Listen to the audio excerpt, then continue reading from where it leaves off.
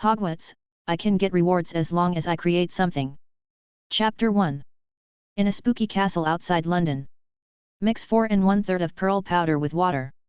Plus low-end version of the 8-eyed giant spider venom, low-end version of the stealth beast tincture. Well, this should be fine. In front of the laboratory table, Aaron Brooke, wearing a self-made closed hood and a full-body latex suit, used the light of the incandescent lamp next to him to pour the materials in the glass test tube into the beaker in front of him and mix them evenly. As they were stirred, the materials in the beaker began to merge, and then expanded rapidly like the Pharaoh's snake. When they expanded to the edge of the cup, the materials inside suddenly exploded with a poof. This was almost expected. So, at the moment of the explosion, Aaron was as agile as a cheetah and dodged the broken glass splashed by the explosion. Failure is the norm in alchemy. And bold experiments are the core of it. He used ordinary black widow venom and tincture of chameleon instead of invisibility potion. The original materials. This itself is just an experiment without any results. But in Aaron's motto, even if the experimental materials require the tincture of God, he will try to get it. Failure is not a reason not to start. Stepping on the broken glass, he sprayed the inhibitor on the Pharaoh's snake that was still rapidly expanding on the laboratory table, and everything returned to calm with a sizzling sound. Aaron took off the closed hood and took a deep breath of the air mixed with the strange smell of the laboratory. Under the messy flaxen hair was a pale and childish face of about 11 or 12 years old.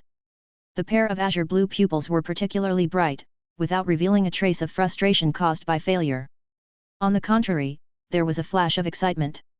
Where is the most magical material? Of course, it's Hogwarts. Where are the most materials? Of course, that's Snape's laboratory. The young man turned his eyes and looked towards a place on the experimental table. His deep blue eyes stopped on a yellowed craft paper envelope. Today, an owl came to visit unexpectedly. Knowing that this was the world of Hogwarts, Aaron decided to try to make some magic potions from his previous life Harry Potter on a whim. Yes, he is not from this world. He was reborn in this world similar to 19th century Britain. His parents died unexpectedly when he was 1 year old and left him a large sum of property, so he lived with his aunt until he was 8 years old. But this aunt didn't seem to have a good impression of him. At the age of 5, he was bound to the super alchemy system.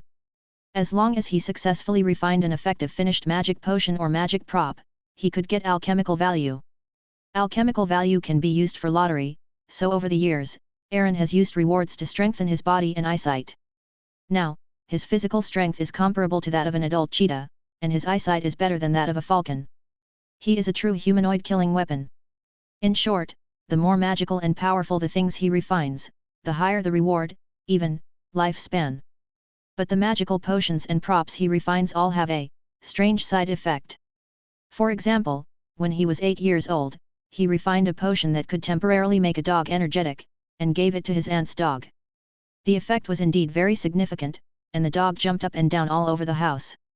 But the side effect is constant diarrhea.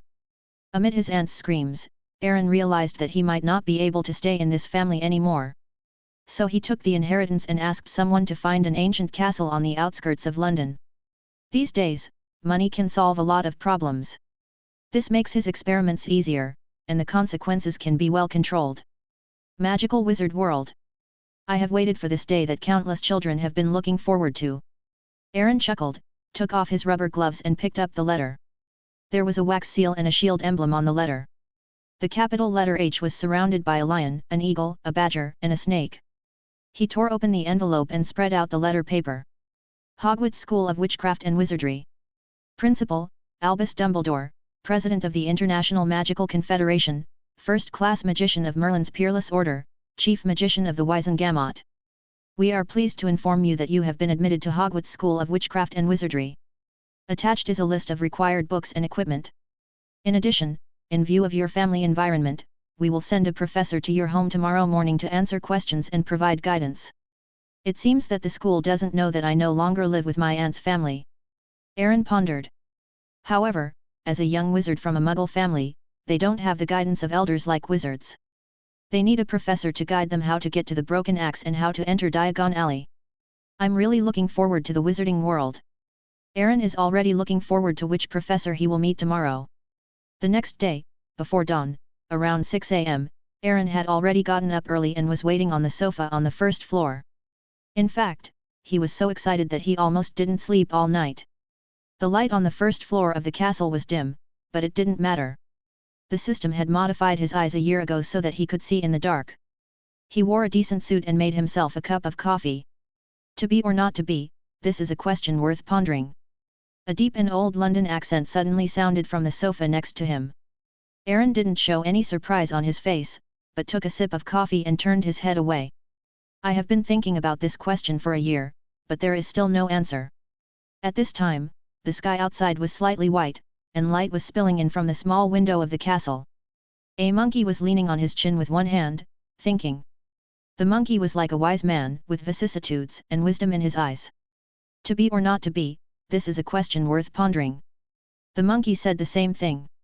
Aaron was speechless. This monkey was the product of the wisdom potion he made a year ago. It was indeed wise, but it also seemed not to be. Since the day he drank the potion, he kept repeating this sentence. Master! This damn monkey has been mumbling all night. I'm so fed up. I want to kill this monkey. I'm going to beat his pie. The cursing voice came from the gate of the castle, and the dirty words made Aaron speechless.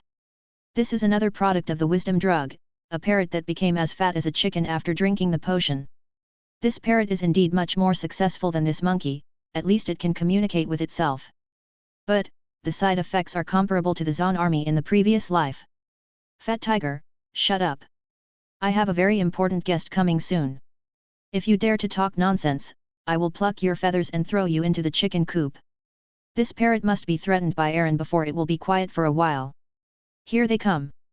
Suddenly, Aaron paused the coffee he was about to pass to his mouth, and a faint light shone in his azure eyes. The surveillance sparrow outside shared his vision with him, allowing him to see everything the sparrow saw. But the person who came surprised him a little. Chapter 2. An extremely tall and thin old man in a purple wizard robe was walking slowly along a crooked path.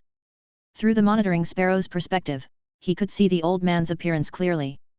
The person who came was the headmaster of Hogwarts, Albus Dumbledore. It was completely different from the movies in the previous life, but this was the real world, and it was normal to be different.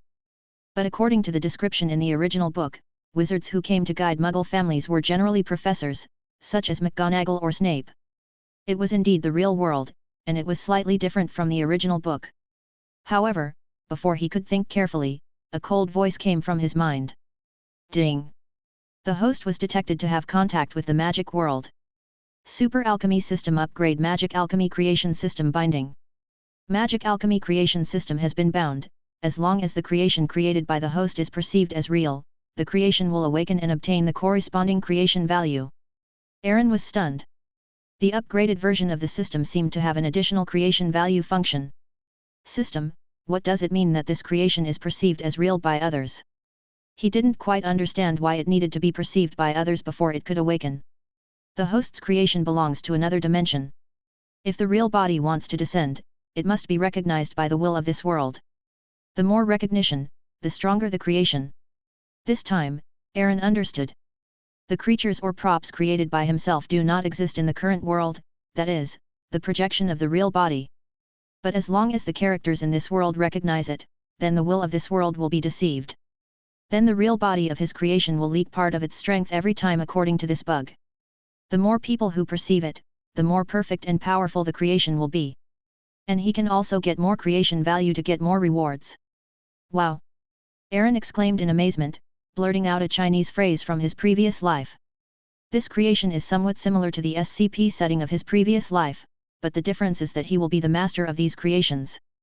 By the way, the creatures I created will not be out of my control, right?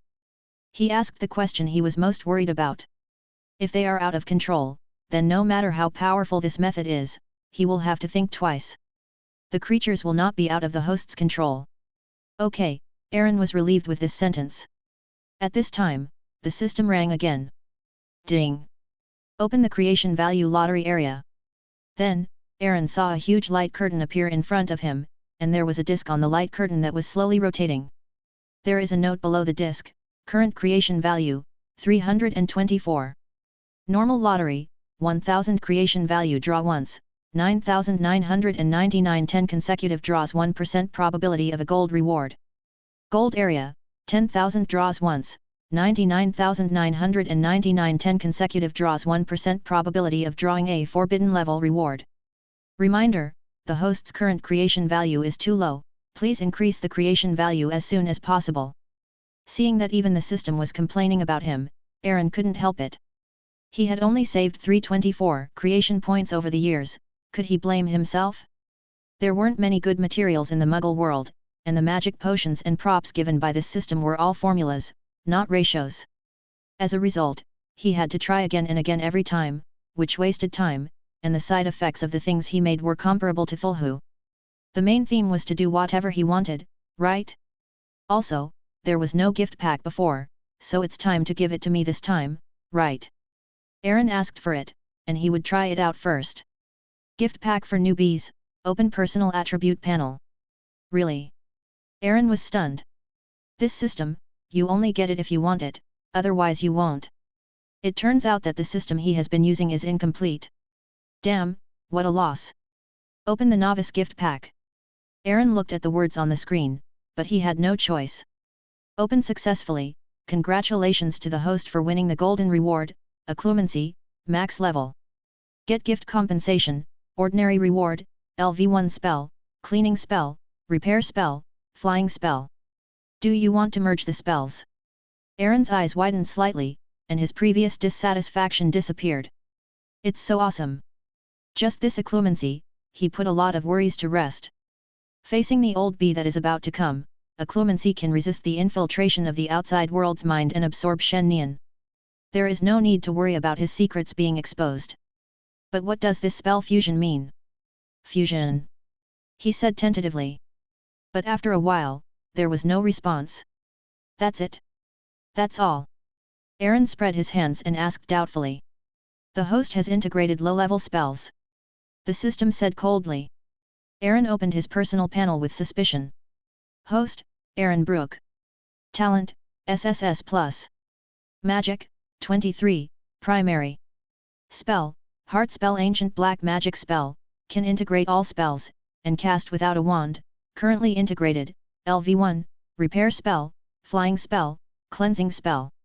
Black Magic Defense, C. Black Magic, born as a black magic container. Transfiguration, B. The host can turn into all his own creations, and can also transform other objects. Special Talent, Alchemical Creation Supreme Magic. Comprehensive Evaluation, SN Talent, the faintly rising black star has a hint of divinity, but it has just awakened and is extremely fragile. Please create your own sequence creation as soon as possible, improve your strength, and let the world feel fear. Current sequence creation, none. Currently awakenable creatures, Wise Monkey, Cursing Parrot, Clean Door, Monitoring Sparrow, Crow stealing gold coins. As the personal panel was opened, Aaron truly felt the existence of magic. It was an intoxicating power. He couldn't help but cast the flying spell that was fused with the free spell. No pre-swing was needed. Under his mind, he felt an invisible big hand pick up the teacup in front of him and threw it on the ground. Snap! The teacup shattered. He used the repair spell again, and saw the teacup on the ground began to piece itself together and then became intact. At this time, he had a whim, picked up an empty cup and put it on the table, and used a spell he had never learned, the refilling spell, trying to add coffee to the empty cup. Bang! The cup on the table couldn't withstand the magic and exploded immediately. It seems that if you want to cast spells at will, the premise is that you have already integrated and learned them. Secondly, he can feel that when casting these spells, it feels like his third invisible hand. Incomparable harmony. It is indeed the ancient black magic spell. Aaron sighed. However, according to his personal attributes, he seems to be a natural dark wizard. He feels that Voldemort is a good guy in front of him. And his talent seems to be very high, with an SSS and rating, although the overall rating has been lowered to S+. But this is already amazing. System, where does my talent fit in this world? Even if the host plays badly, he can easily reach the pinnacle of this world. Aaron's eyelids twitched. This evaluation was indeed very high. At this time, he just wanted to say one thing. I am not targeting everyone here. I am saying everyone here is rubbish. Then he briefly understood it and closed his personal panel. I will study it carefully after returning from Diagon Alley. Besides, he monitored the perception of the sparrow and realized that Dumbledore had arrived at the gate. Aaron then pressed a button on the table. This door was also his creation, a clean door. Outside the castle, Dumbledore was about to knock on the door, but the seemingly ancient and dark door in front of him opened by itself. Oh? Interesting. Watching the door open by itself, Dumbledore's half-moon glasses flashed doubts and a hint of curiosity. The castle was dark, without any light. Dumbledore thought for a moment and walked in. As soon as one foot stepped into the castle, the door suddenly made a mechanical click. In Dumbledore's surprised eyes, the door turned into two huge hands like a transformer and clasped them towards him. Chapter 3. Moreover, Dumbledore did not realize that the two iron hands that used him as a cricket clasp had any malicious intentions. Before he came here, he was full of curiosity about the little wizard in this castle. After all, who would live in a castle with a muggle? This was also a chance to get to know him. So, he did not use the apparition, but stood quietly in place, allowing the iron hands to trap him. In an instant, the light around him dimmed. Luminescent light flickers. Dumbledore took out his wand and shone it. A small ball of cold fluorescent light lit up in the darkness. Exquisite design, magic props never seen before. Dumbledore held up his wand and looked at the steel palm covered with precise gears, his wise eyes full of surprise and curiosity. In Hogwarts, there are similar magic props, such as the spiral staircase in the school and the flying broom. Although compared with the latter two, the former still has a lot of room for improvement. But you have to know that the child he is going to introduce today is from a muggle family and has never formally learned magic. Unbelievable. The tightly meshed gears reveal the designer's carefulness in every detail. They seem to have some independent consciousness. The creator didn't seem to set an attack mode for it, otherwise, he could have designed a giant stone statue guard like the one in Hogwarts. No. Iron guard. The more he studied, the more he felt the wonder of this iron palm. This time, he might have discovered a genius for the college. A stranger broke in and started disinfection. Suddenly, a cold electronic sound rang in Dumbledore's ears. With the fluorescent flashes, he saw some pipes extending from the inside of the palm. Just when he was a little confused, those pipes began to spray white powdery substances in a lot of water. Then, the whole palm began to shake violently. Aaron, who was sitting on the sofa, watched his door suddenly turn into two palms, trapping Dumbledore inside, shaking like washing clothes. An unexpected look appeared on his face. He promised. He really didn't know about all this. He really just followed the drawings given by the system and built a door that he thought was ordinary in order to complete the task. This door has never changed in the next few years since it was made. However, after the system was upgraded, he was not very sure. Just as Aaron was thinking about how to explain to Dumbledore later, a cold voice suddenly appeared in his mind. Ding! Serial number 001 is recognized, creation value plus 450. Serial number 001, clean door, he will clean all the filth of strangers. Passive, unknown. But when he heard the reward, Aaron's face suddenly became very calm. He leaned back on the sofa and took a sip of coffee. It has already happened, what else can I do? As he said this, he opened the panel, flipping through it and muttering, let me see how much creation value I need to make 10 consecutive draws. At the gate, Dumbledore felt himself spinning in a vortex, and then drying. When he released the big iron hand, he felt dizzy, but his whole body smelled full of lavender. It smelled good, which made him give up the idea of casting a cleansing spell. However, he will not try anything next time. Yes, once is enough. It's time to meet the owner of the castle. He seemed to see some mischievous kid hiding in the dark and laughing. Dumbledore straightened his wizard robe and cleared his throat.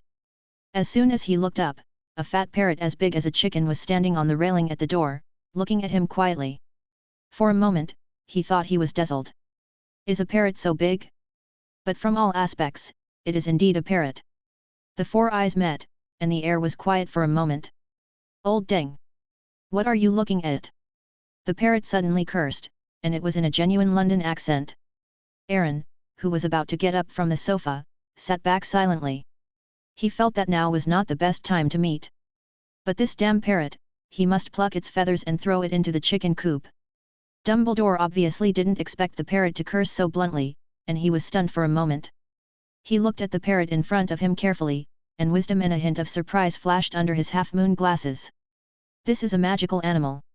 He can feel the extraordinariness of this parrot, just like the magical creatures in the forbidden forest of Hogwarts.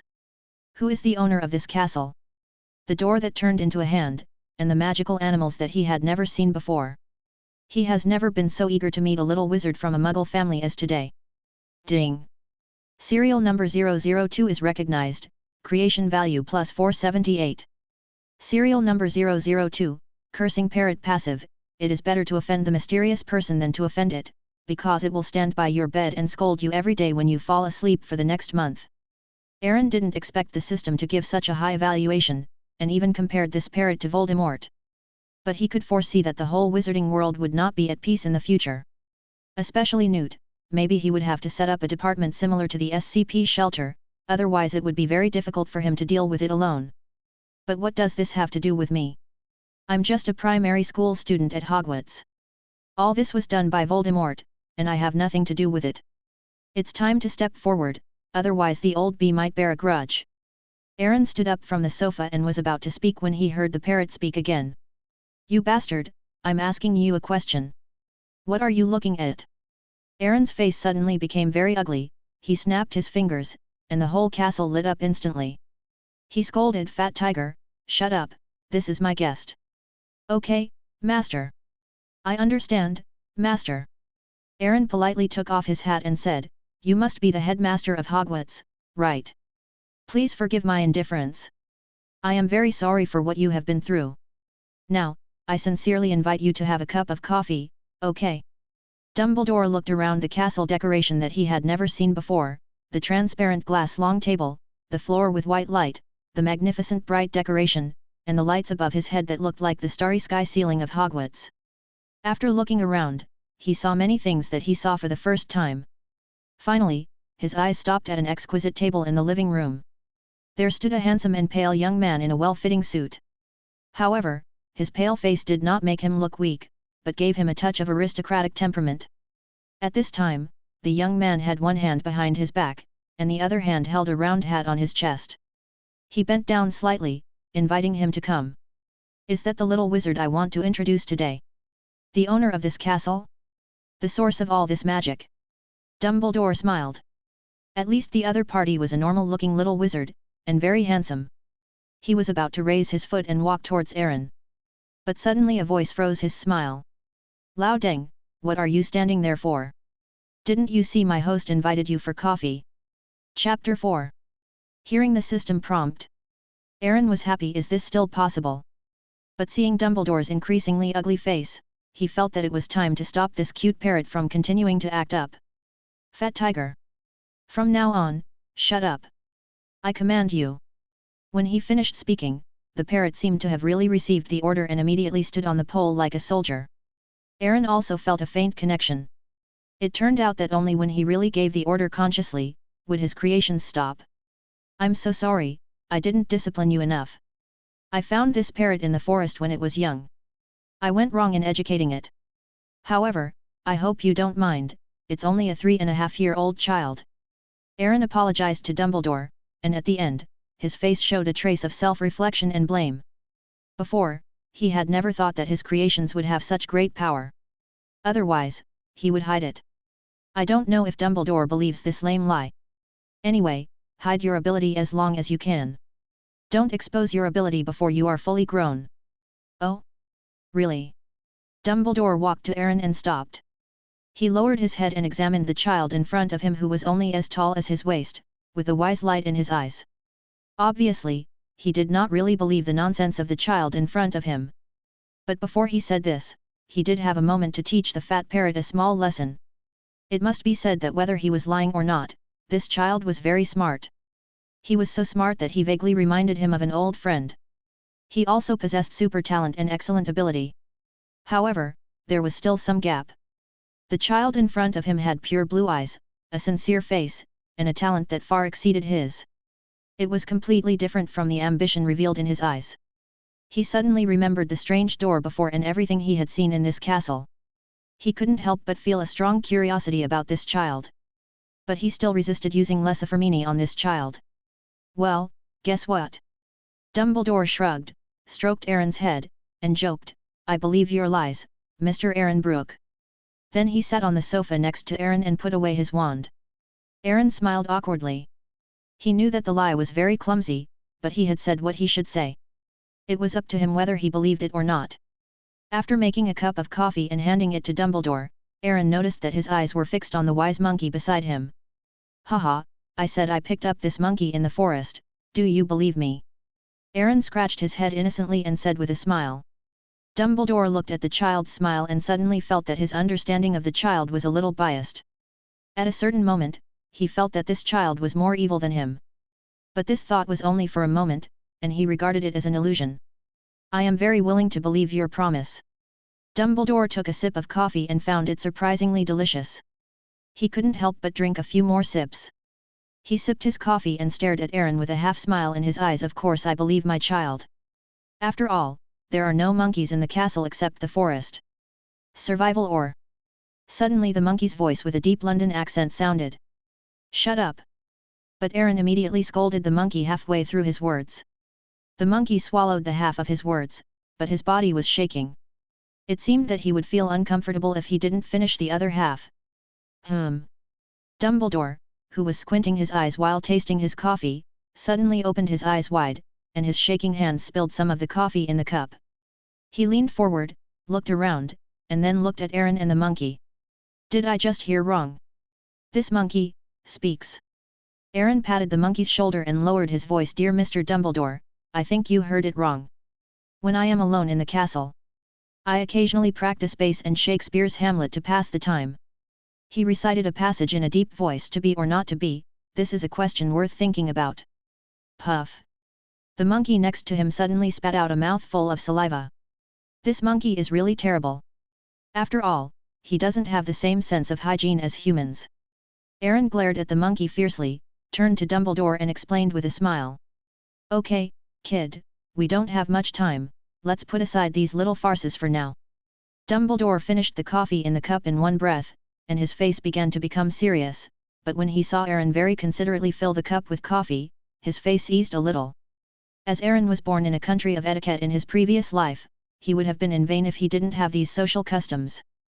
Voldemort had to play a circle on the table before he went there. "Have you read the letter, Mr. Aaron?" Seeing Aaron nod, Dumbledore continued, "Since you live alone, I will save you the trouble of explaining to your family. You probably understand why I'm here. So are you ready? The little wizard who is about to step into the magic world." Chapter 5. Diagon Alley. Aaron was full of anticipation and nodded to Dumbledore. "Ready." Dumbledore looked at the expectant look in the child's eyes and nodded with satisfaction. All children can't resist the charm of the wizarding world. "Oh yeah, I almost forgot. Bring some Muggle cash. You will need it later." Dumbledore did not explain in detail, but Aaron, who had read the original novel, knew that the first thing a Muggle should do is to go to the Goblin Bank to exchange some currency of the wizarding world. Gold galleons. He was not like Harry, the rich second generation, whose parents left him a mountain of wealth in the Goblin Bank. But he suddenly remembered that he seemed to have a crow that steals gold coins. "I will study it later when I have time to share the wealth troubles for Harry and the goblins. Please wait a moment," Aaron said politely, and went upstairs. When he came down again, he had a backpack on his back. It was bulging and looked heavy. Dumbledore just glanced at it and stretched out his hand. "Baby, hold my hand and don't let go.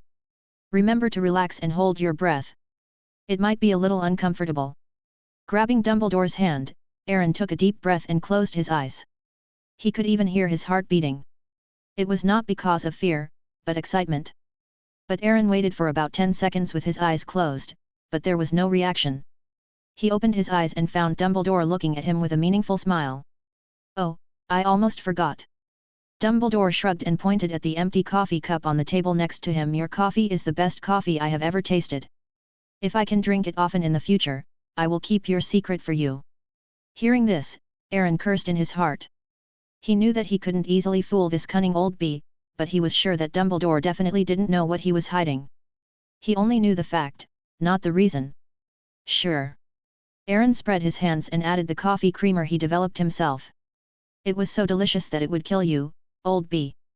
For a country whose famous dish in later generations is looking up at the stars, drinking technology and brutality in advance is a dimensionality reduction attack. Well, I will rely on this to control Dumbledore in the future. If the old bee wants to make things difficult for me in the future, I will cut off his goods. Dumbledore's idea is to rely on a secret to feed Aaron for his whole life. Aaron's idea is to rely on technology and brutality to control Dumbledore for his whole life. The two people with 800 minds in total looked at each other tacitly, and they were very satisfied with their plans. Just when Aaron was about to readjust his mentality to welcome the next apparition, Dumbledore gently bumped Aaron with his waist, and Aaron tilted his head to look. Dumbledore's eyes were full of ridicule. By the way, your acting skills are great. If you were not a wizard, you would be a very good actor in the Muggle world. As soon as the voice fell, before Aaron had time to think about what Dumbledore meant, he heard the other party quickly chant apparition. The next moment, the two of them twisted and turned and disappeared in the castle, leaving only Aaron's unexpected curse. As the two disappeared, the trembling monkey on the sofa suddenly breathed a sigh of relief. Destruction, this is a question worth thinking about. The monkey looked at the place where the two disappeared, and suddenly a glimmer of enlightenment appeared in his eyes. He stood up from the sofa, walked like a human, and then walked upstairs. The monkey came all the way to a room with a white door on the south side of the second floor. Push the door open and enter. There are various instruments and complex equipment inside, a laboratory table, which is full of tissue culture dishes, beakers, filters, distiller, test tubes. The monkey walked to the laboratory table, picked up a culture dish, stared at it, and his black and white pupils revealed excitement and joy. To survive is to destroy is to be reborn. In the kingdom of the Ouroboros, 4 elements were created: fire, water, earth, and wind. Everything is circulated from the 4 elements, from life to destruction. The monkey finally said something different after a year. Then he walked out of the laboratory, went downstairs, past the living room, passed by the parrot, and opened the door. Amid the parrot's cursing, he walked silently towards the deep forest outside the castle, until he disappeared. After a while of dizziness, Aaron finally felt that he was standing on solid ground. The first thing he did was to cover his chest and retch. When he operat just now, he didn't have time to prepare, and the breath was stuck in his chest. He glanced at Dumbledore, who was gloating beside him, and the latter spread his hands innocently. Apparition, a magic that wizards like very much, you will like it too in the future. Damn it, this old bee must have done it on purpose. Aaron's face turned even paler due to lack of oxygen, and he cursed in his heart it must be to avenge the previous gate. Ding!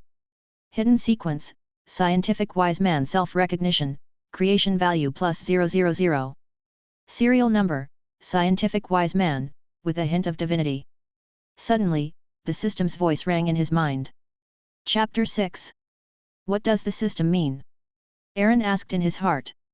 No comment, please discover it yourself. The system's emotionless voice sounded. Haven't you recovered yet? I don't think you are that fragile. At this time, Dumbledore looked at Aaron, who was in a daze, and asked with some doubt. It's nothing, I just remembered something. Aaron made up an excuse and looked around. The two were in a small alley. Across the street was a dirty and narrow bar. Passers-by didn't even look at it. Their eyes wandered to the big bookstore and the exquisitely decorated record store next to it. It seemed as if this bar didn't exist. The leaky axe, it's very famous. Dumbledore explained on the side, and Aaron knew it of course. But he couldn't show it, he had to treat it as the first time he saw it. Although it looks very bad, I am full of confidence in the next journey. Although the image of the leaky axe has never been good in both the original book and the movie. But as soon as Aaron walked in, a strange smell of alcohol mixed with a disgusting stench hit his nose. This made him wrinkle his nose. When he has the chance, he will make a hygienic creation and put it in the leaky axe, otherwise every time he passes by, it will be a torture. Oh my god! That's Albus Dumbledore. He actually personally guided the little wizard here. Who is he? I've never seen him before. Is he the kid who defeated the mysterious man? As the two entered the door, Dumbledore's tall and thin body suddenly blocked the light at the door. When people saw his face clearly, they all exclaimed. The originally noisy bar gradually became quiet. No one came forward to say hello, and no one dared to. After all, Dumbledore is a legendary figure in the wizarding world. Tom, give this kid a glass of sweet wine. Dumbledore glanced at Aaron and said, he's a little uncomfortable. Aaron rolled his eyes and complained in his heart, I'm fine. I don't want to touch anything here, no, not even half a sip. The bar owner brought a glass of turbid wine to Aaron. When he saw Aaron clearly, he exclaimed, is this the new little wizard? Look at him, he is as handsome as a nobleman. I bet he might be the most handsome kid in this class. Aaron was a little uncomfortable with the enthusiasm of the bar owner. He smiled shyly and looked a little embarrassed. Dumbledore nodded yes, an interesting little wizard. He took a sip of the wine handed to him by Tom and frowned. He began to miss coffee. Hi, have you seen my granddaughter? Tom was obviously in high spirits. While wiping the glass, he took the time to point to the corner behind the bar. Hannah Abbott, she also received an admission letter some time ago. He raised his eyebrows at Aaron and said, I think there is a high possibility that you two will be in the same college. Aaron followed the direction of his finger and saw a ruddy-faced girl with 2 golden braids in the corner. The difference from what he imagined was not very big, but she was much cuter than in the movie. The girl noticed Aaron's gaze, blushed shyly, and lowered her head to do other things. Not bad, very good. Aaron squinted his eyes. His habit in the bar in his previous life made him unconsciously pick up the sweet wine and take a sip. The next moment he frowned. Pooh, pooh, pooh. What the hell is this, it's too hard to drink. If there is a chance, he will make the cola formula given by the system before, to open the eyes of the ignorant wizards in this world. Although Coca-Cola in the previous life was in 1886, and now it is 1991 in the UK. But Aaron, who has lived for more than 10 years, found that this world does not belong to the same time and space as his previous life. Or the same universe. This world is only about 20% similar to the civilization in the previous life, and it is more backward in comparison. Dumbledore drank some wine and exchanged a few words with the bar owner. Okay, let's stop here, there is still work to do. He looked down at the boy playing with the cup and thought he should have calmed down. He led Aaron through the bar and walked to the back. Before leaving, Aaron winked at the girl. The girl instantly squatted down and hid in the bar like a startled deer. After a while, the girl popped half of her head from the bar, her face flushed. Hannah's emerald blue eyes looked in the direction where Aaron left, flashing with unknown colors. After the two left, the quiet bar became noisy again. Dumbledore led Aaron to a small patio surrounded by walls on all sides. There was nothing around except a trash can against the wall. 3 bricks up, 2 bricks down. Dumbledore whispered, now stand back, Aaron. He tapped the wall 3 times with his wand. The brick he had tapped began to tremble, and small holes began to appear.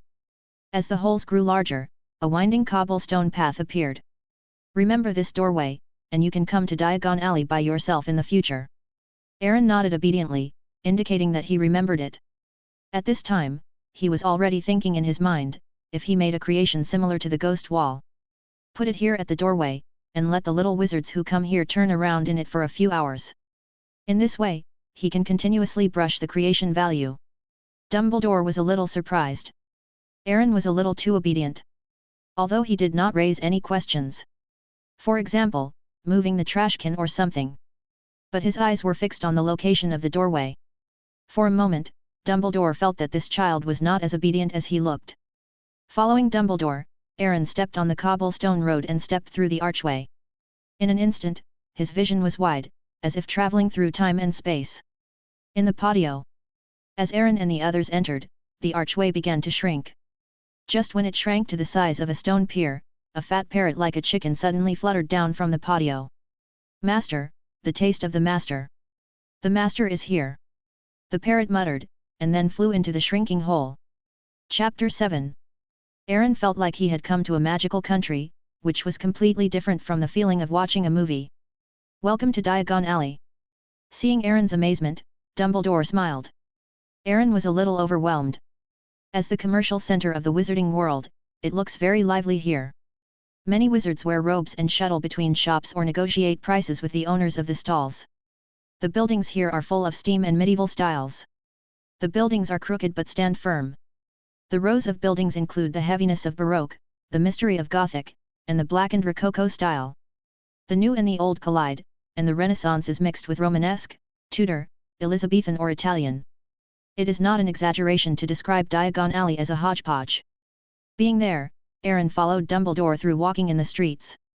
He could smell all kinds of smells: sweat, bird droppings, bitter or unpleasant potion.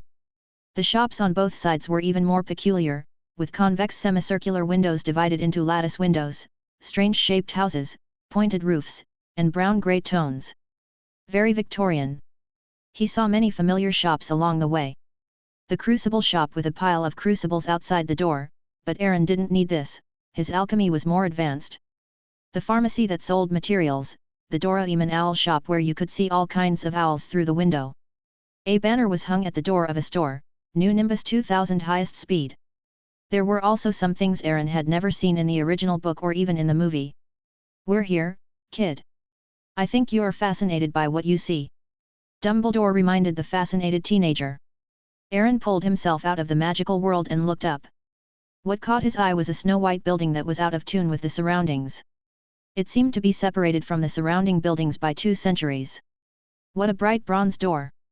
Aaron unconsciously had an idea. This is the only bank in the wizarding world run by goblins. It was first founded in 1474 by a goblin named Gringotts. Therefore, it is also called Gringotts Magic Bank. They passed through the bronze gate and walked along the white stone steps. At the door, a goblin in a scarlet and gold-studded uniform bowed to them. When Aaron saw the real goblin face to face, he found it was uglier than he had imagined.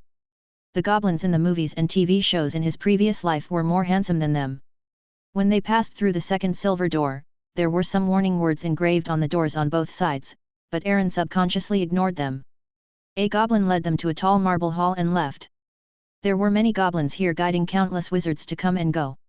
Aaron had to look up because of the tall cabinets on both sides. There were hundreds of fairies sitting on high stools at the back. Some were weighing coins with copper scales, some were checking gems with eyepieces, or recording something in the account book. Aaron couldn't help but sneer in his heart. Sitting so high can't hide your shortness. The more you lack something, the more you emphasize it. It's like a certain island country in the previous life, which always emphasized their politeness and cleanliness. When he stood at the top of this world, the first thing he would do was to promulgate the code that fairies are not higher than humans. His neck was sore from looking up. "Good morning," Dumbledore said to the idle goblin casually. "I'll take this child to exchange some gold galleons."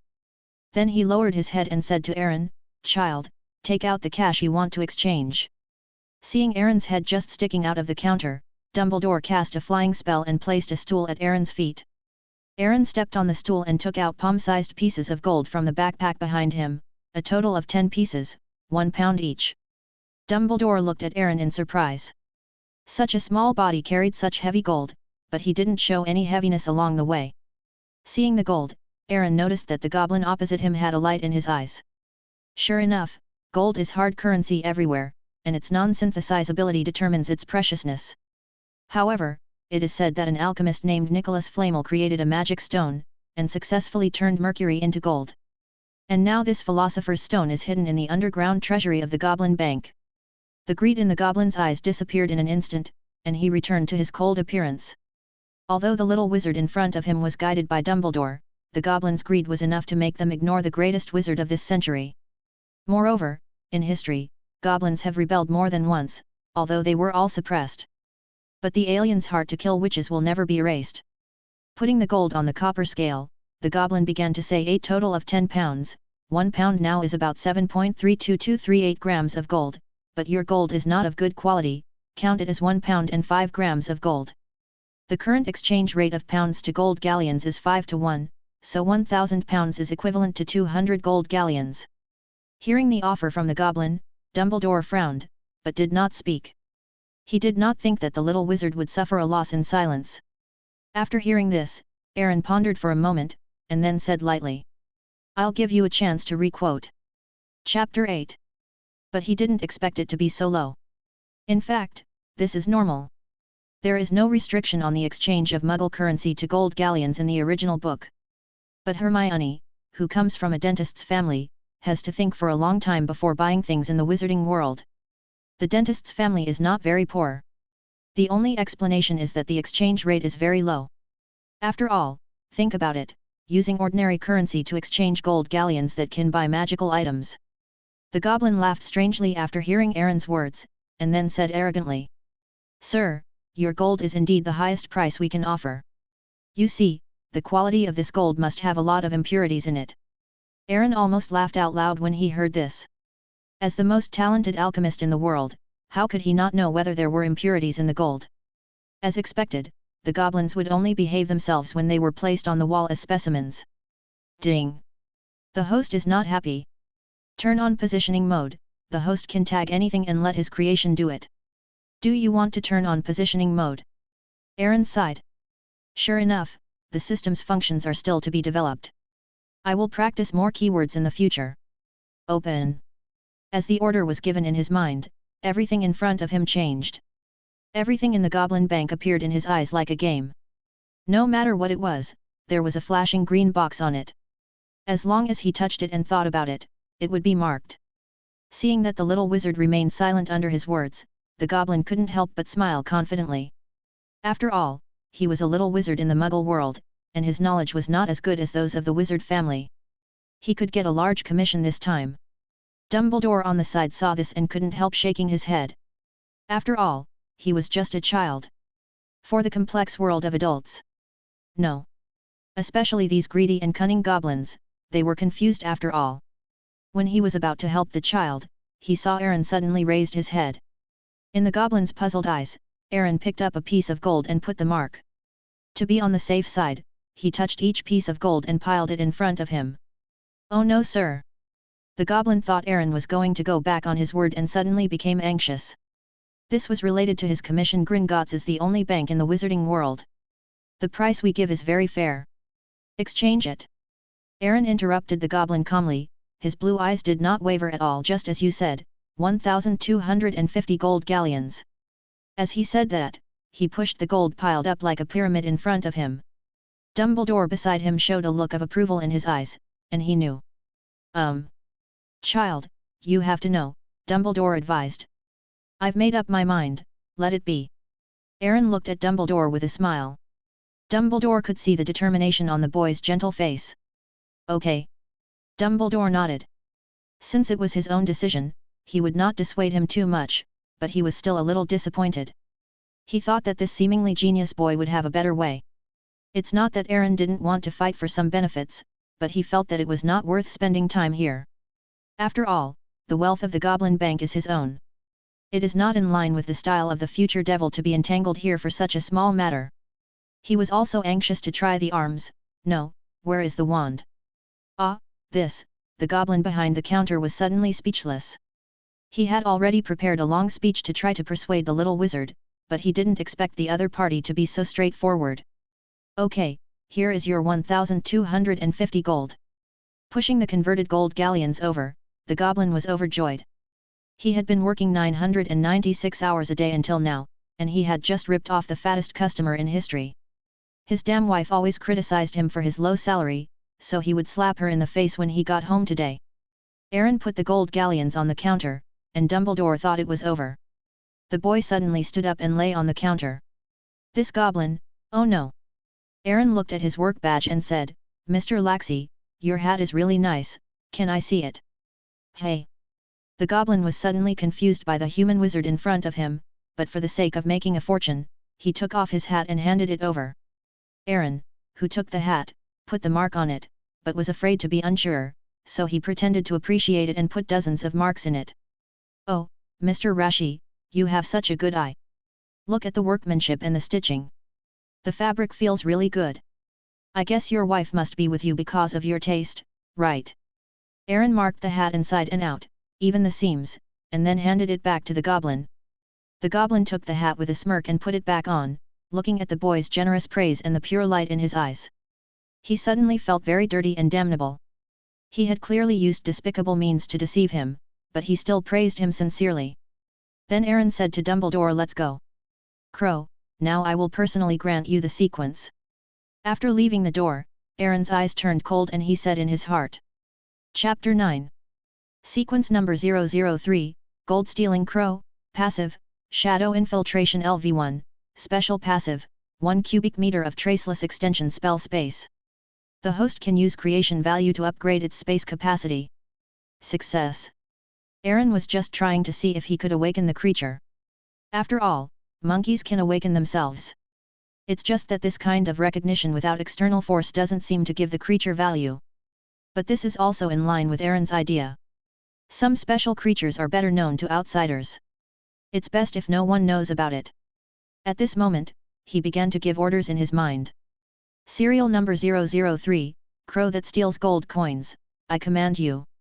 First, from today on, never stop until all Gringotts are emptied. Second, give the goblin named Laxi a little surprise. As his order was issued, at the highest point of an old castle in the suburbs of London, a pitch-black crow shook its fluffy feathers, and its eyes emitted a faint black light. It made a sound imitating a human. Locate the mark is located successfully. Whoosh! The crow rushed straight into the sky and disappeared in an instant. Diagon Alley.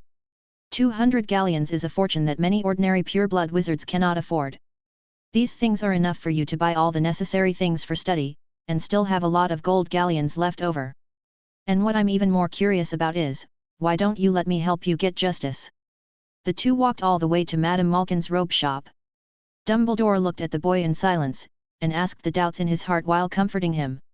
Indeed, as Dumbledore said, 200 gold galleons are already a large fortune in the eyes of many ordinary wizards. After all, when Ron's wand broke, the Weasley family took out all the money in the vault and only had 1 gold galleon and a bunch of sickles.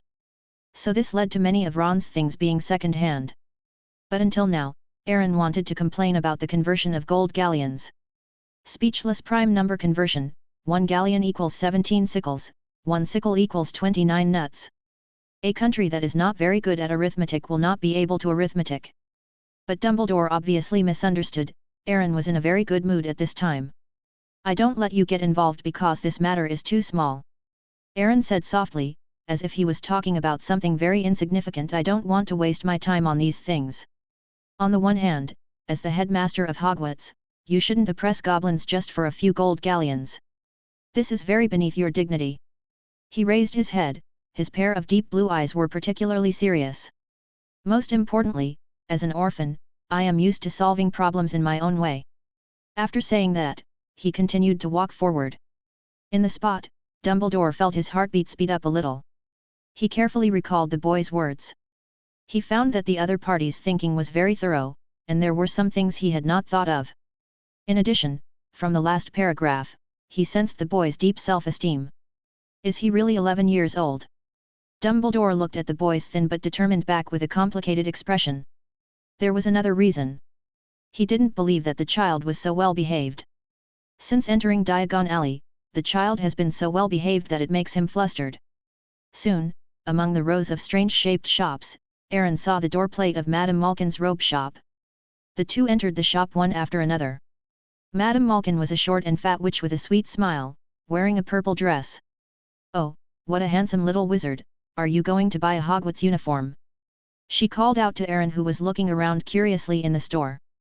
Turning around, she saw Dumbledore coming in just behind her. She immediately exclaimed, "Oh my God, let me see who is here, a big shot in the wizarding world." But just as she was about to raise her voice in surprise, she saw Dumbledore making a hush sound.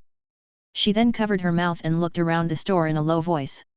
Fortunately, there were not many people, only a pure-blood little wizard measuring clothes in the back. What kind of little wizard would make you make a personal visit? Is it that Harry? Madame Malkin asked Dumbledore with her gossipy spirit. While the two were reminiscing about the past, Aaron walked towards the back hall. He saw a pale and thin boy standing on a stool, and a witch was measuring his size. Seeing Aaron come in, he asked, "Hi, are you going to Hogwarts too?" Malfoy. This name popped into Aaron's mind.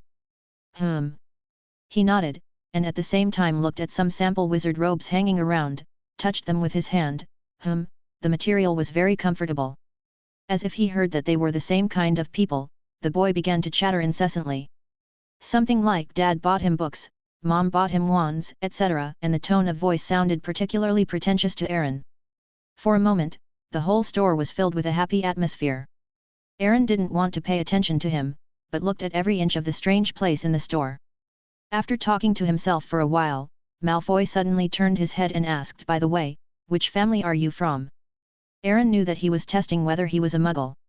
Malfoy, who was of pure blood, hated Muggles very much. The Malfoy family believed that it was an insult to let the mudbloods in their mouths go to school with them. But Aaron did not intend to cover it up. Me? First time to contact magic. Hearing this, the boy on the stool changed his face instantly. Humph. Damn it. He said in a sarcastic tone. Schools shouldn't accept some kind of alternative admissions. Aaron narrowed his eyes. How dare you say such things to me in front of me? Then he quietly cast a flying spell on the stool under Malfoy's feet. The stool was instantly unstable, and Malfoy fell off the stool and landed on his butt. Aaron stopped at the right time, making it look like he didn't step on the stool firmly. Ouch! Malfoy fell on his buttocks. He seemed to hear the sound of his pelvis breaking, and his pale face turned rosy. The witch who was measuring clothes was also a little confused. Why did he fall down suddenly? Oh, look at you, how can you be so careless? Aaron asked, pretending to be concerned, but he couldn't suppress the smile in his eyes. Hearing Malfoy's scream, Dumbledore and Madame Malkin also came over. Oh my god, it's really too bad! Madame Malkin exclaimed, covering her mouth. While chatting with Madame Malkin, Dumbledore kept an eye on the situation in the store. Just now, he clearly noticed that someone used the summoning curse.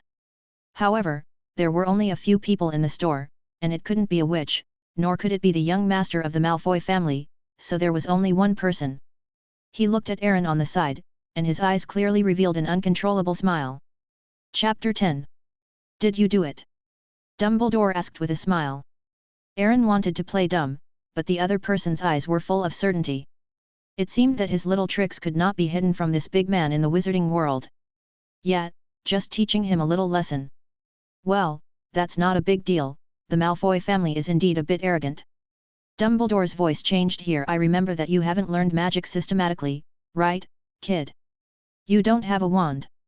Without a wand, he can cast spells easily. Don't you want to explain it? Aaron did not answer this question, but said to himself, I remember that coffee is difficult to make, why don't you just forget it? Hearing this, Dumbledore showed a thoughtful expression, then shrugged. Kid, let's stop here. This is a secret between us. Deal. Madame Malkin's robe shop.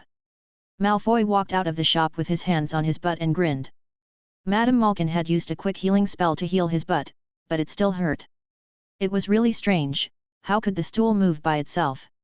He was in a very bad mood now. Cuckoo. Suddenly, a bird called above his head, which made him look up subconsciously. He saw a parrot as fat as a chicken squatting on the street lamp above his head. He was in a very bad mood at the moment, and seeing an ugly fat chicken that he had never seen before, he picked up a stone from the ground and threw it upwards. But it didn't hit the chicken. Damn it! Where did this ugly chicken come from? Get out of here! Seeing that he had missed the target, Malfoy covered his butt and went to look for his parents while cursing. Target locked. On the street lamp, the plump parrot's eyes suddenly flashed, and a human word popped out of its mouth. Then, flapping its wings, it swayed and followed Malfoy. At the corner of Diagon Alley, Aaron finally saw this famous wand shop. However, as a relatively famous shop in the wizarding world, this shop looked shabby and small. The sun shone on the golden sign that had already peeled a little. Ollivander, beginning to make wands in 382 BC. In the dusty window, a faded purple cushion stood alone with a wand. The overall storefront looked very shabby, but there was a reason for this. After all, there were not many people in the entire wizarding world, and wizards' wands were usually used for a long time, and most wizards only had one wand in their lifetime. Ollivander's business was completely dependent on the birth rate of newborns in the wizarding world. Besides, there was more than one wand shop in the wizarding world, but this shop was more famous. Seeing Aaron's hesitation, Dumbledore thought he was worried about the wands in this shop, and explained as he walked in. Don't be scared by its appearance. Mr. Ollivander's craftsmanship is one of the best in the wizarding world. As he said this, he raised his hand and pushed the door. The shaky door creaked and fell to the ground. A cloud of dust was raised. Dumbledore's hand stopped in mid-air. He wiped the dust from his eyes without leaving a trace and coughed. We are only concerned about wands, aren't we? Aaron almost laughed out loud when he saw this.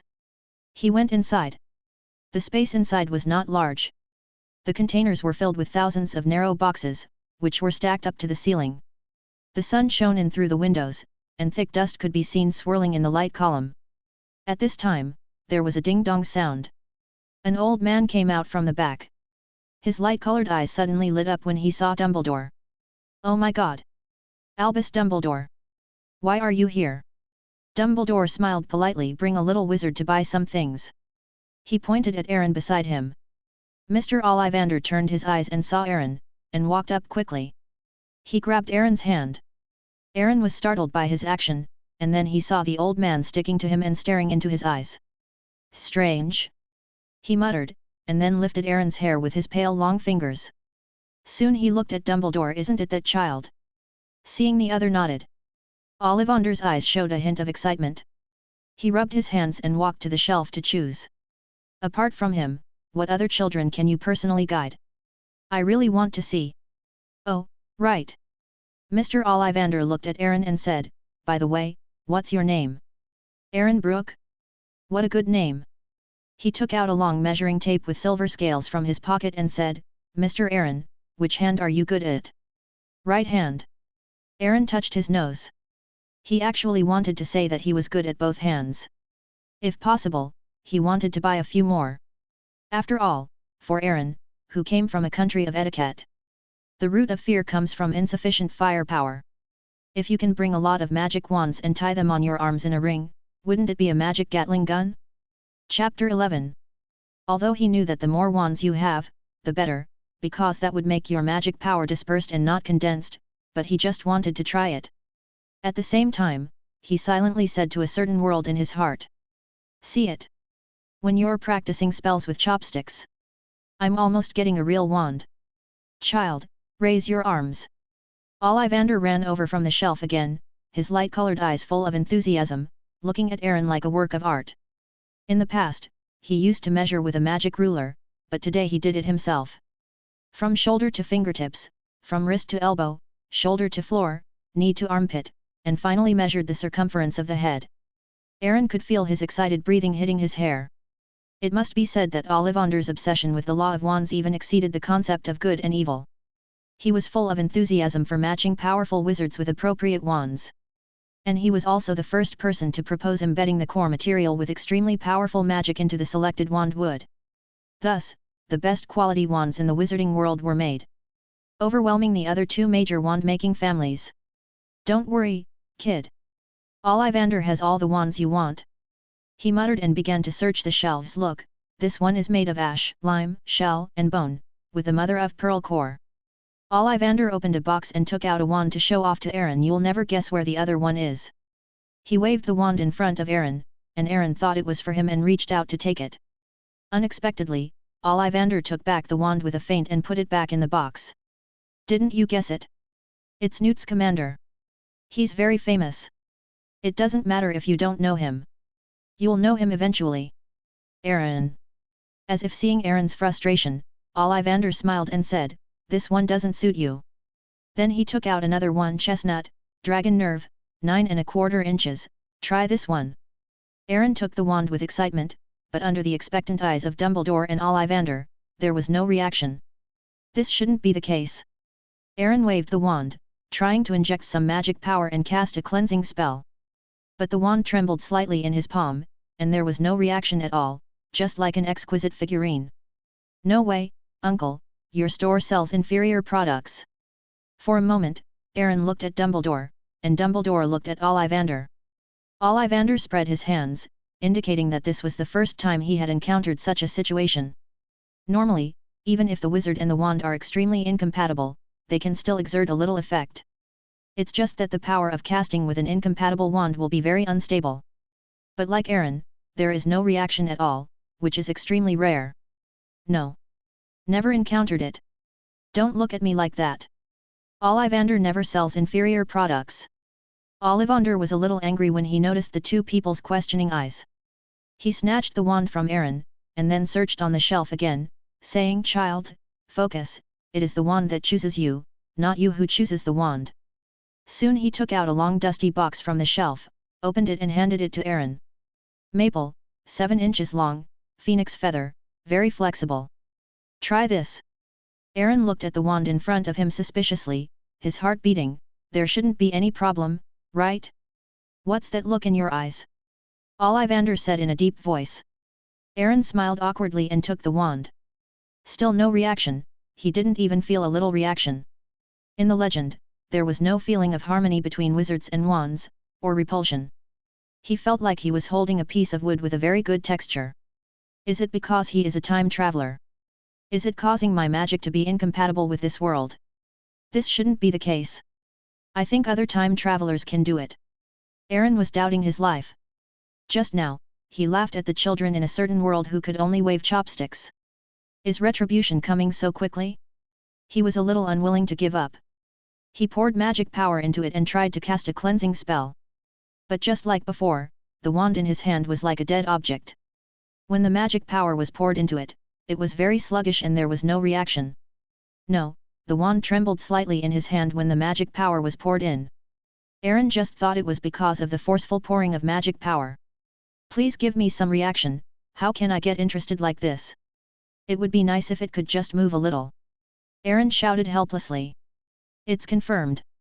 It's not a dud, I'm just too lucky, I tried 2 in a row and they were both broken. Aaron looked at Ollivander's big light eyes staring at him expectantly, he cleared his throat and said, how about you change some new ones for me to try? You know, those old stuff will always break down after being stored for a long time. Ollivander snorted and snatched the wand. Ollivander doesn't have defective stuff. Then, he tried many more. So many that he couldn't count them. In the end, Aaron felt like a scumbag. He changed wands so fast that he didn't even have time to pull up his pants. No, it's useless, change a batch. No use, change a batch. Change a batch. By the end he was numb, his arms were sore from trying, and the pile of boxes next to him had grown as high as Hagrid. Try this one, Willow, Dragon Nerve, 10¼ inches. Cypress, Unicorn Hair, 10¼ inches. Hawthorn Wood, Unicorn Hair, 10 inches. After trying all of them, without exception, there was no reaction, not even a little bit of magic power. Ollivander looked at the wands piled on the ground, hugged his knees and fell into deep thought. Dumbledore frowned. This was indeed very strange. It was impossible for a wizard to have no reaction after trying so many things. It was not that he had not suspected Aaron's problem. After all, Ollivander's wand shop had never had any quality problems. But not long ago, the kid had clearly cast the spell without a wand. Could it really be a problem with the wand? He looked at Ollivander ahem, maybe there is indeed some problem with the wand. Is it because of the damp weather? Or too much dust? Ollivander could not stand others saying that there was a problem with his wand, even to Dumbledore. I say it again, there are no inferior products in Ollivander's. He stood up and walked towards the innermost shelf. Soon he came back with an exquisite long box in his arms, which was different from the rouge and powder before. This is definitely a glamorous, good product.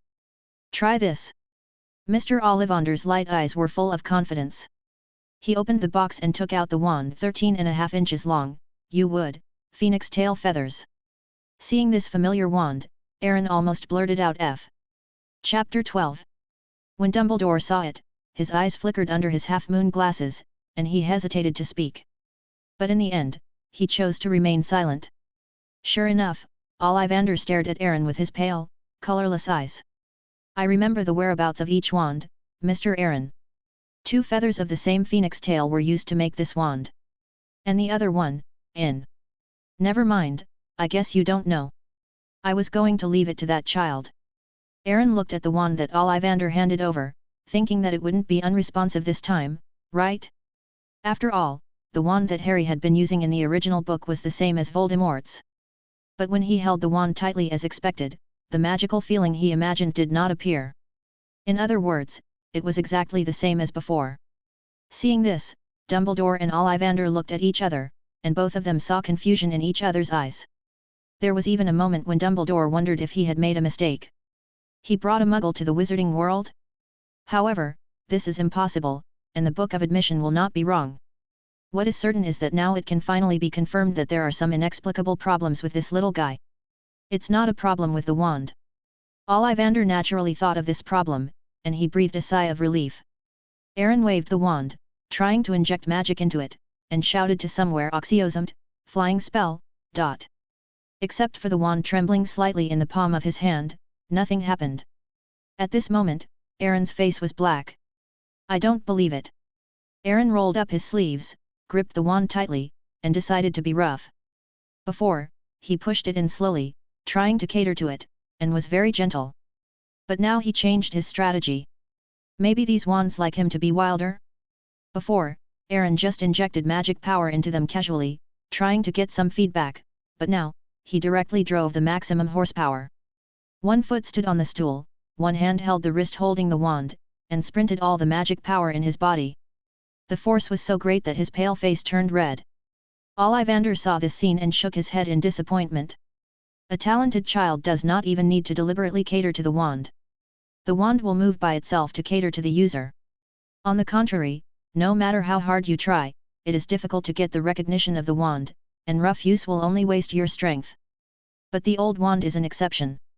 This is a wand of power above all else, and it can do whatever witches want. Ollivander despises this frivolous wand the most. He believes that the wand has life and dignity, coexisting with wizards.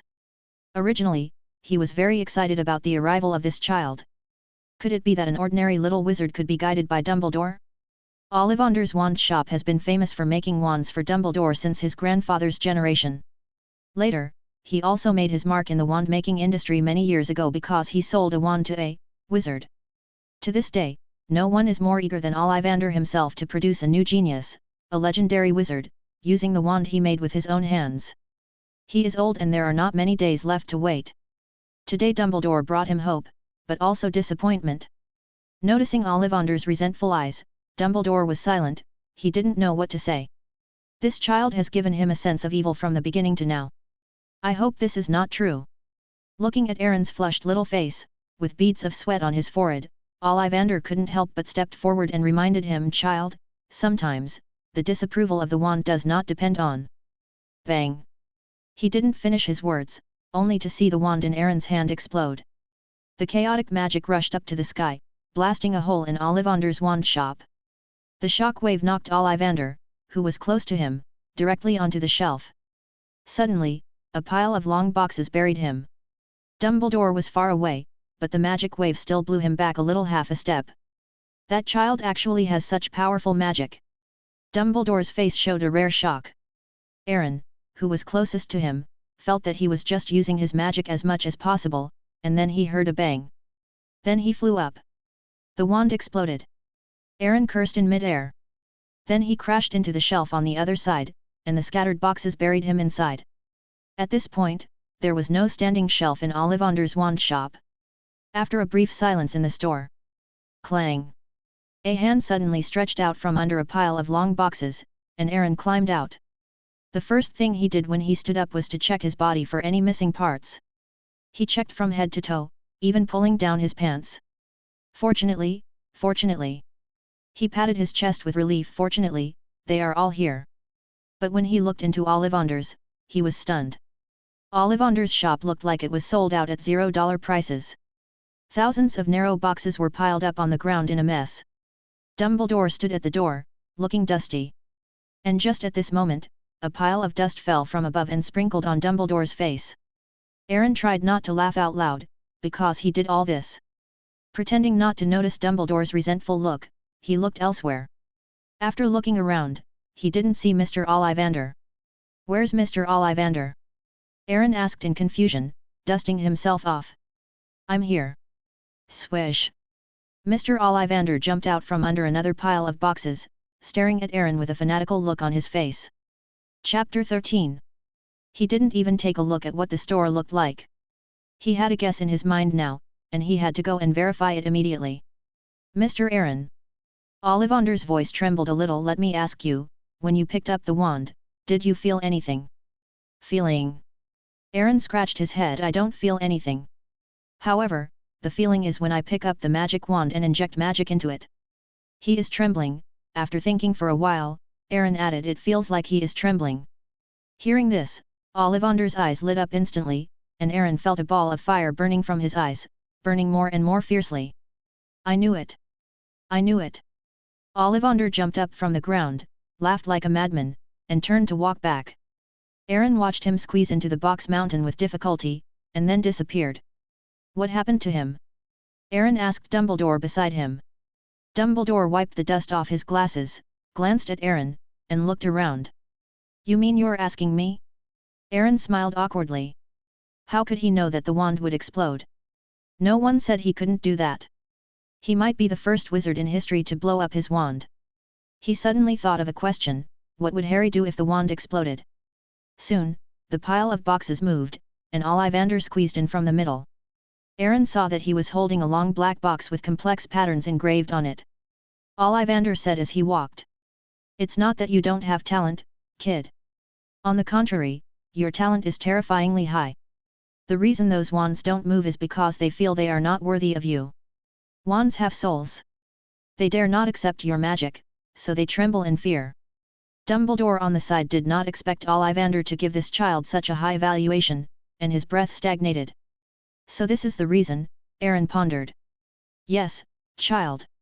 Ollivander opened the box and took out a strange wand. Aaron was deeply attracted by it. It was a black and red wand, slightly thick, like two black and red wands entangled together. Dumbledore also showed a trace of confusion in his eyes. It was the first time he had seen such a wand. This wand is my masterpiece. Ollivander held the wand as if looking at a lover. A year ago, I came up with the idea of making a wand core made of two precious materials. But I have experimented hundreds of times, and it is very difficult to combine different materials into the same stick material. Either explode or resist each other and perish. Later, I used a twining branch, and used the tail feathers of a phoenix and the nerves of a fire dragon in the two rods. I didn't expect them to be so magically integrated with each other, so self-consistent. At this point, Ollivander took a deep breath. It is very powerful, I named it the Twin Wand, but it has a very big drawback. In other words, I made the most powerful wand, but no one can use it. Anyone who uses it will have their magic quickly drained away by it. And finally die. When he said the last 4 words, Ollivander's tone was very calm. Dumbledore opened his mouth, but finally chose to remain silent. Ollivander would not do anything he was not sure of. If there was an accident, he would immediately knock the wand out of Aaron's hand. So, Ollivander placed the twin wands in front of Aaron. Twin wands, intertwined Hollywood, with cores made of phoenix tail feathers and dragon nerves respectively, 15 inches, do you dare to take it? Hearing this, Aaron's adventurous spirit as an alchemist was aroused. He stretched out his hand and took the wand from Ollivander. Ollivander's eyes showed a hint of approval. Your future is limitless, Mr. Aaron. At this moment, his address also changed, from the child before to Mr. Aaron now. Seeing Aaron holding the wand, Ollivander's heart was pounding. This child might become like Dumbledore in the future. No. Even a legendary wizard who is more powerful than him. Moreover, he used the wand he made by himself. This feeling made Ollivander feel numb. Aaron held the strange twin wands, and he didn't find anything special. He tried to inject magic power into it and found it was unexpectedly smooth, without the sluggish feeling before. Just a light push, and the magic power entered smoothly. As the magic power entered, the twin wands suddenly buzzed. Then, in Aaron's surprised eyes, the twin wands turned into 2 small snakes, one black and one red, which were intimately entwined with each other. Finally, it turned into a black and red bracelet worn on Aaron's hand. This. Aaron was dumbfounded. How could this happen? But he could feel that the wand was actually emitting a flattering mood towards him. Ollivander and Dumbledore on the side were staring with their eyes wide open, especially Ollivander. He didn't even know that the wand he made had another form. Aaron raised his wrist and looked at the wand that turned into a bracelet. He felt that he only needed a thought and the bracelet would turn into a wand. Sure enough, driven by his thoughts, the bracelet turned into 2 snakes, then entangled each other, and finally erected, no, hardened. Turned into a wand again. He raised the wand and wanted to test its power. A black and red mist diffused from the tip of the wand and began to condense and form in the air. Seeing this scene, Dumbledore rarely lost his voice. This. How is this possible? It's actually the Patronus Charm. Chapter 14. Patronus Charm. One of the most powerful and oldest defensive spells against the dark arts in the wizarding world. And it is extremely difficult to cast the spell successfully, and most wizards cannot cast the Patronus Charm. Because being able to cast the Patronus Charm is usually considered a sign of extraordinary magical ability. Aaron, who has just started to learn magic and has not even learned any spells systematically, can cast the patroness charm. But thinking about the magic of this child, Dumbledore was relieved, and at the same time he was very happy in his heart. This means that a genius wizard will appear in Hogwarts. The mist slowly took shape and split into two groups in the air. One black and one red, and then began to intertwine with each other. Slowly, it turned into a fiery red phoenix and a fire dragon entwined with each other. Aaron was also dumbfounded when he saw this scene. Are there two Patronuses? He only knew that the patroness of wizards is usually an ordinary animal, and the patroness of a few wizards is in the form of a dragon, a night star or a phoenix. Two Patronuses appeared at the same time. But this shouldn't be a bad thing. He stopped releasing magic, and the patroness dissipated. Dumbledore and Ollivander also recovered from the shock. I will never forget this scene in my life. Ollivander's voice trembled. This scene will be recorded in the history of Ollivander's wand shop. No. It should be recorded in the history of the wizarding world. Dragon nerves are the most powerful staff cores, and phoenix tail feathers are the rarest and most active staff cores. With the combination of the two, Mr. Aaron, I can foresee that your future will surely be known throughout the wizarding world. When Ollivander said this, Dumbledore nodded frequently. Mr. Ollivander, you praise me so much. Aaron was not taken aback by the flattery. He joked. Are you saying this just to get a good price? Let me make it clear first, I don't have many gold galleons. If it's too expensive, I won't take it. Ollivander said solemnly. No, I won't charge you for this wand, Mr. Aaron. He has been focusing on matching powerful wands with suitable wizards all his life. As for compliments, he doesn't care about that. But today, he has been refreshed by this little wizard more than once. No matter how many words he says, he can't express the shock and excitement in his heart. Ollivander's wand shop was full of twists and turns. While walking on the street, Aaron controlled the wand in his hand to become hard and soft, into a bracelet. He had a lot of fun playing with it. After all, he was a child, and the moment he got a new toy, he had to play with it as much as he could. This free stuff smells really good. Aaron was delighted as he watched the twin wands that turned into two snakes and then into a magic wand. Okay, be careful, don't let other wizards see you. Dumbledore looked at the boy beside him who had been playing with it all the way, and reminded him helplessly.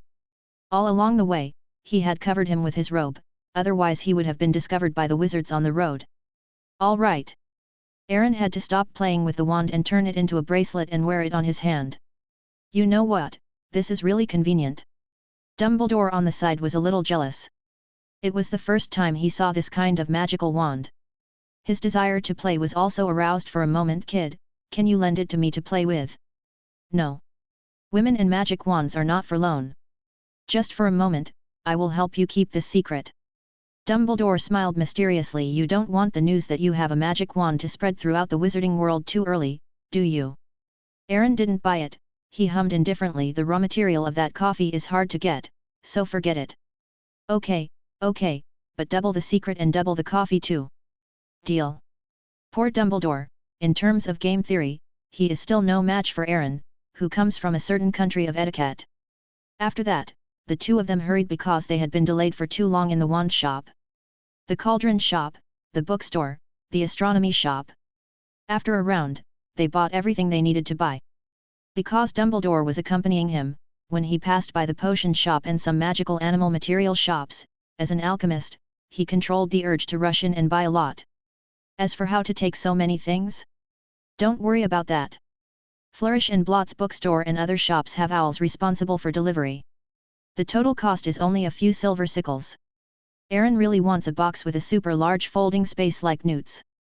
This way, it will be very convenient to go anywhere, and you can even build your own alchemy laboratory in it. However, the Traceless Extension spell is a high-level spell with extremely strict control. The Ministry of Magic clearly stipulates that the Traceless Extension spell cannot be used for private purposes and can only be produced by relevant departments, such as school suitcases or tents. The Traceless Extension spell is a space magic that can only be learned in the 7th grade at Hogwarts, and it is only an introductory one. And the kind of spell that Aaron wanted that could fill a laboratory would require at least the level of McGonagall or even Dumbledore. He could only hope to save up more creation points.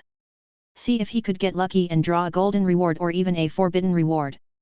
At the end, when they were about to leave Diagon Alley, Dumbledore suddenly took Aaron to the Doraemon owl shop and said he wanted to buy him an owl.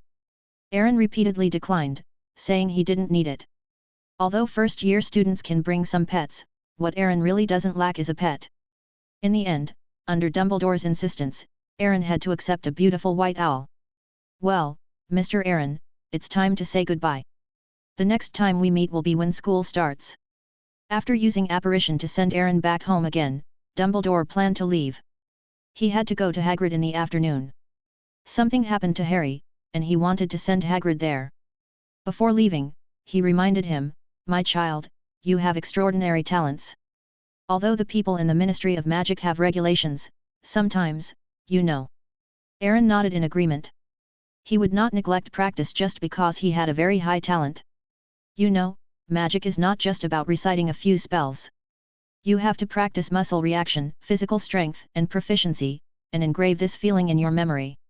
In this way, in a life and death duel, you will not be ambushed by Atava. Seeing Aaron nod, Dumbledore smiled with satisfaction. After being shocked by Ollivander's wand shop, he believed that Aaron would eventually become an excellent wizard.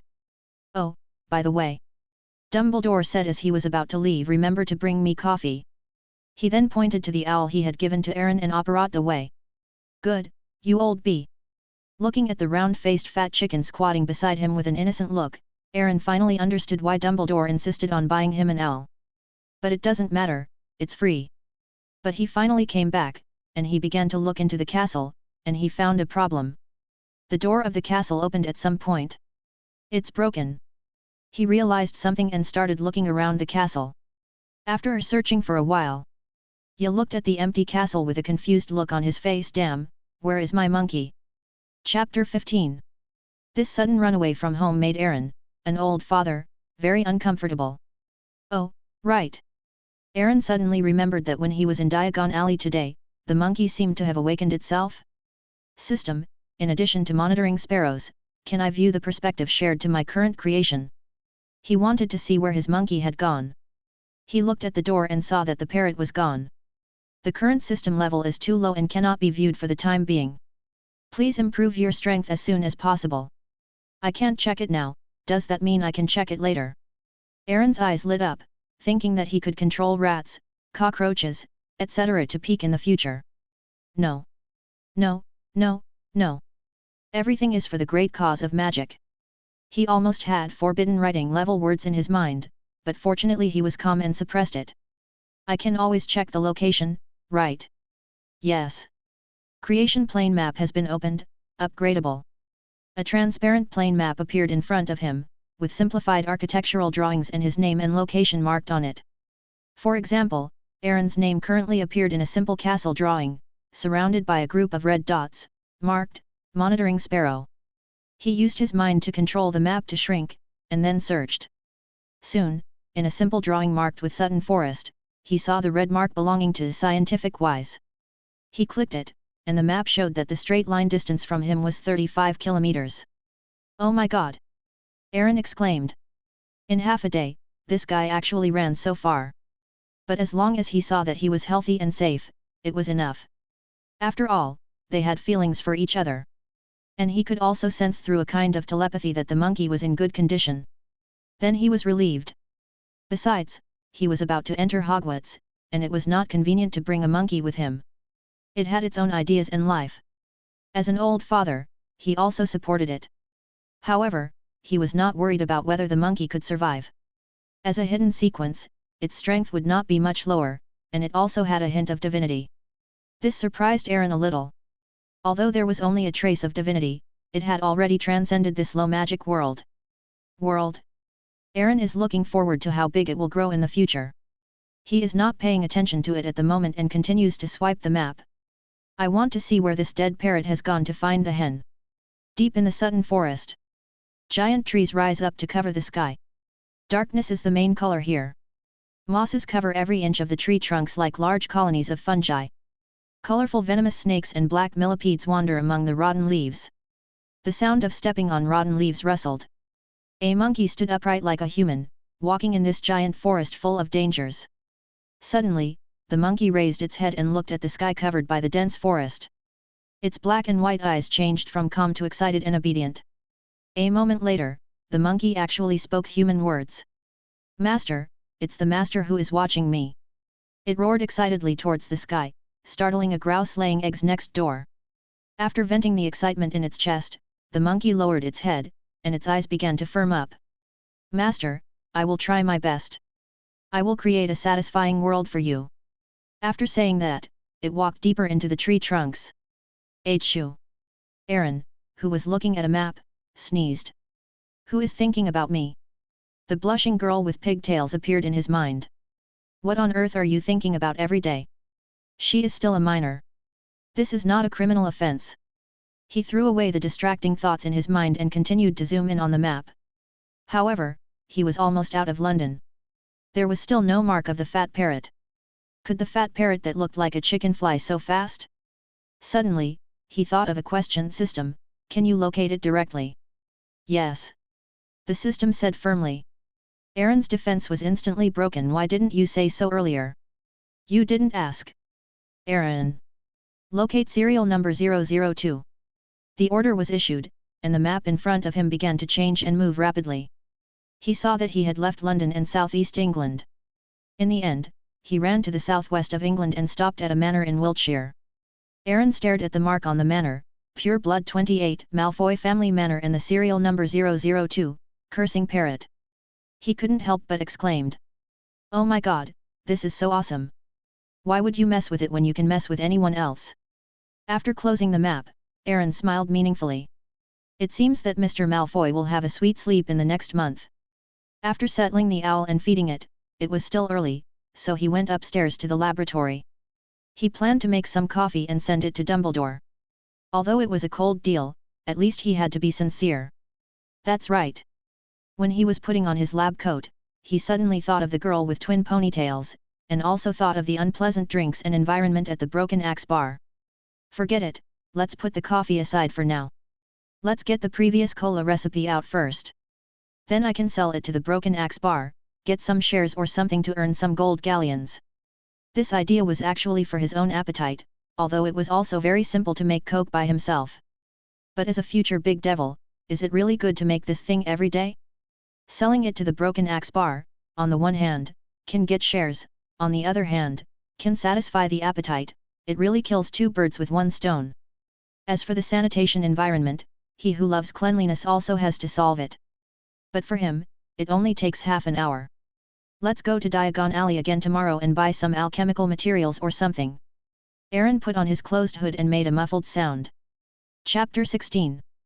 Not bad, it went better than expected, and it succeeded after only 3 failures. In the laboratory, Aaron took off his closed hood. In front of him was a device with a high-tech feel. Its silver-white appearance looked like a small car engine. Dense brass pipes were arranged in circles, with hoses connected to the ends, extending to a glass container about 11 inches high and as thick as a thigh. The glass container was filled with about 80% dark brown liquid, and white bubbles were constantly rising from the bottom. This was a cola maker that Aaron had spent more than 3 hours making, with a compression tank inside. Just put the materials in according to the formula ratio he had experimented with, press the switch, and soon the finished cola would be made. There was also a compression tank to compress the carbon dioxide. Aaron took out a goblet, turned on the drainage switch, and filled himself with half a cup. Then he shook it gently like a gentleman.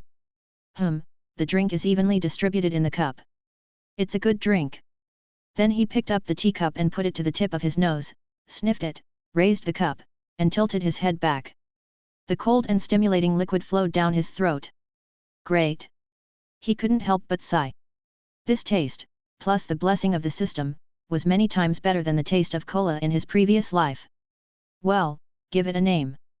The more Aaron looked at the device, the more he liked it. He pondered for a moment and said, let's call it Meow Meow Coke. At the same time, he checked the information about the Coke device in his mind, and his face couldn't help but look a little unnatural.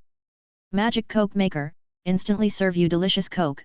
Before the user presses the switch, he sings and dances a magical spell with emotion. I am a sweet little cutie, drink me, meow meow meow. Note, invalid if the emotions are not full. However, as the creator, he does not need to dance, just press the switch. Aaron doubted for a moment whether his system had any strange habits. But it doesn't matter, anyway, this will be placed in the broken axe bar, and he only needs to pay for it. He has begun to look forward to what will happen when Hannah, Old Honey, and the sweet-loving Hermione drink this Coke. However, something strange appeared in his mind, the scene of Dumbledore dancing the Meow dance in front of the Coke machine. He shuddered with a chill and quickly thought about the dancing of Hannah with twin ponytails several times before the feeling faded. Well, there is still time, let's build a robot that loves hygiene. Alchemy includes alchemy and potion science. At the beginning, the two were inseparable, but later they formed separate branches. But in the final analysis, they are of the same origin. In Aaron's bottom prize, there is actually no robot that loves hygiene, but there is a cleaning robot. But it's not a big problem, it only needs a little modification, which is not a problem for the adventurous alchemist. Aaron put on the closed hood and pressed it, and the transparent glass suddenly turned black. Start welding mode. Soon, a burst of sparks and lightning appeared in the laboratory.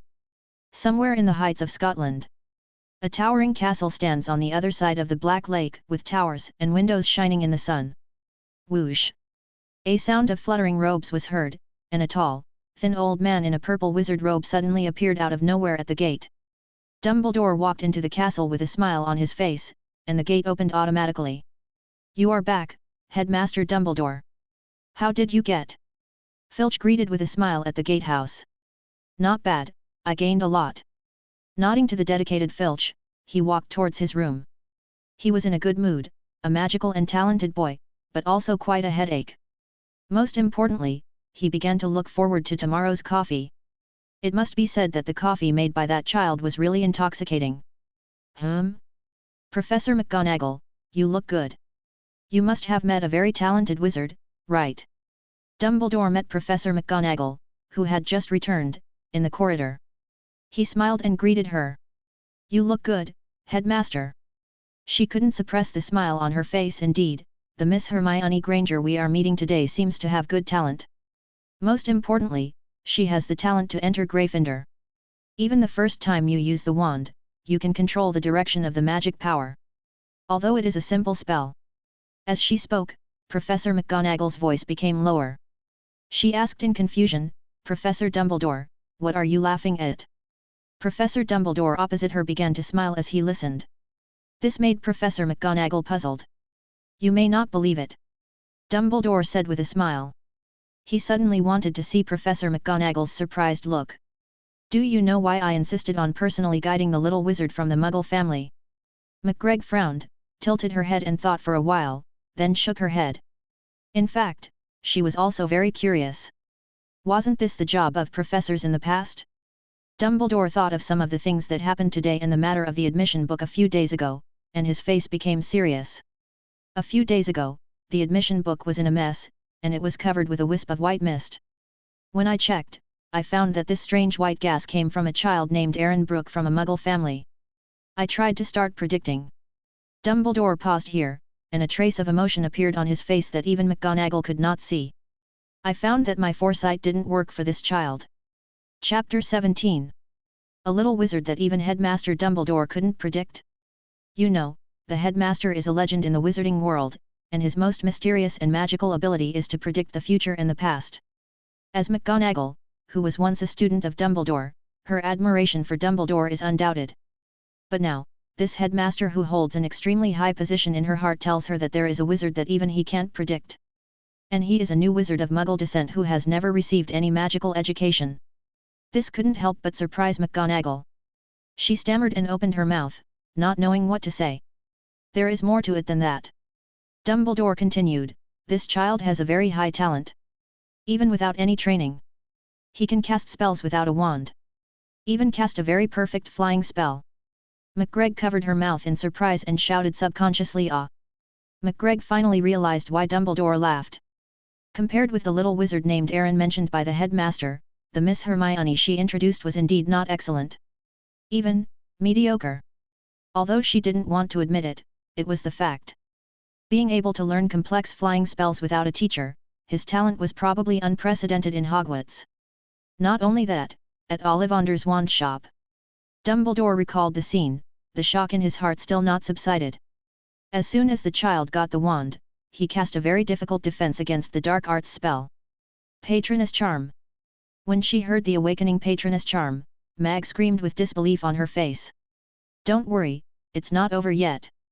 Dumbledore was very satisfied with McGonagall's reaction. Thinking back to when he was shocked, it took him a while to calm down. McGonagall said in a lost voice, it's not over yet. She felt a little blurry in front of her eyes. That child. There is more than one patron saint. It is extremely rare. No. There has never been a twin patroness in wizard history. That kind of thing is the first time I have seen it either. Dumbledore finished speaking slowly. He only talked about what he could reveal, talent, ability, and patroness. Besides, Professor McGonagall was a student she trusted the most. However, he also omitted an important information, such as the magic of the twin wands. The wands were too strange, and revealing them might cause the Death Eaters to worry about them. As for Harry, the mortal enemy of the mysterious man in his prediction, after the wand exploded, he was also a little confused. Could it be that his prediction was wrong? Ever since he met Aaron, the magical little wizard, he often began to doubt himself. After listening to Dumbledore's story, Professor McGonagall felt a black screen in front of her eyes. Her body softened and she fell to the ground. It was not her fault, because the information was too shocking. Even if one of them was revealed, it would cause a stir and shock in the entire wizarding world. If the Daily Prophet knew about it, it might be on the front page for a whole year. Seeing that Professor McGonagall was about to fall, Dumbledore hurried to support her. Are you okay, Professor McGonagall? Dumbledore supported her and asked with concern.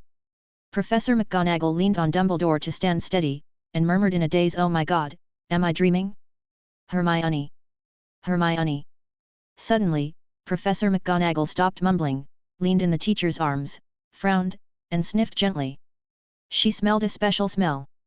This smell made her want to hug her teacher and inhale it hard for a while. Professor McGonagall? Why are you blushing? Ding, sequence 001 detected, clean door, passive activation, after cleaning, you will have a faint smell of catnip on your body, this smell will make cute cats like you. In the laboratory, Master Aaron, who was welding, was stunned for a moment. He stopped his work and... What a mess! What's wrong with the system? He complained and continued with his unfinished work. Soon, the noisy welding sounds, micro-explosion sounds, cutting sounds, electronic tuning sounds, wind and rain sounds, and reading sounds in the laboratory gradually stopped. Done. Aaron pressed the mask, and the black baffle popped up, revealing a transparent glass cover. Mechanical gears and equipment were scattered around, and Aaron was wearing a black one-piece rubber suit with a short tool suit on the outside. He wore a homemade closed hood on his head, and looked like a Victorian-style workshop expert. In front of him stood a silver-white robot that was a head taller than him. The upper half of the robot was humanoid, especially the two palms were huge. The lower half was a disc-shaped cabin design, which could hold things, and there were rollers underneath for movement. Aaron was very satisfied with this robot, and its function was also simple and crude. Clean robot, it will eliminate all the dirt it sees. Passive, please don't be too sloppy in front of it, because its 9-inch big slap will hit you hard in the face. Well, not bad. Aaron nodded with satisfaction. Tomorrow, he will move the Coke machine and the robot to the broken axe. He suddenly felt sleepy. He didn't sleep the night before and was excited all day in Diagon Alley today. In the afternoon, he made 2 reliable robot helpers at high intensity. Even though the child has an extremely strong spirit and magic, it is inevitable that he can't hold on.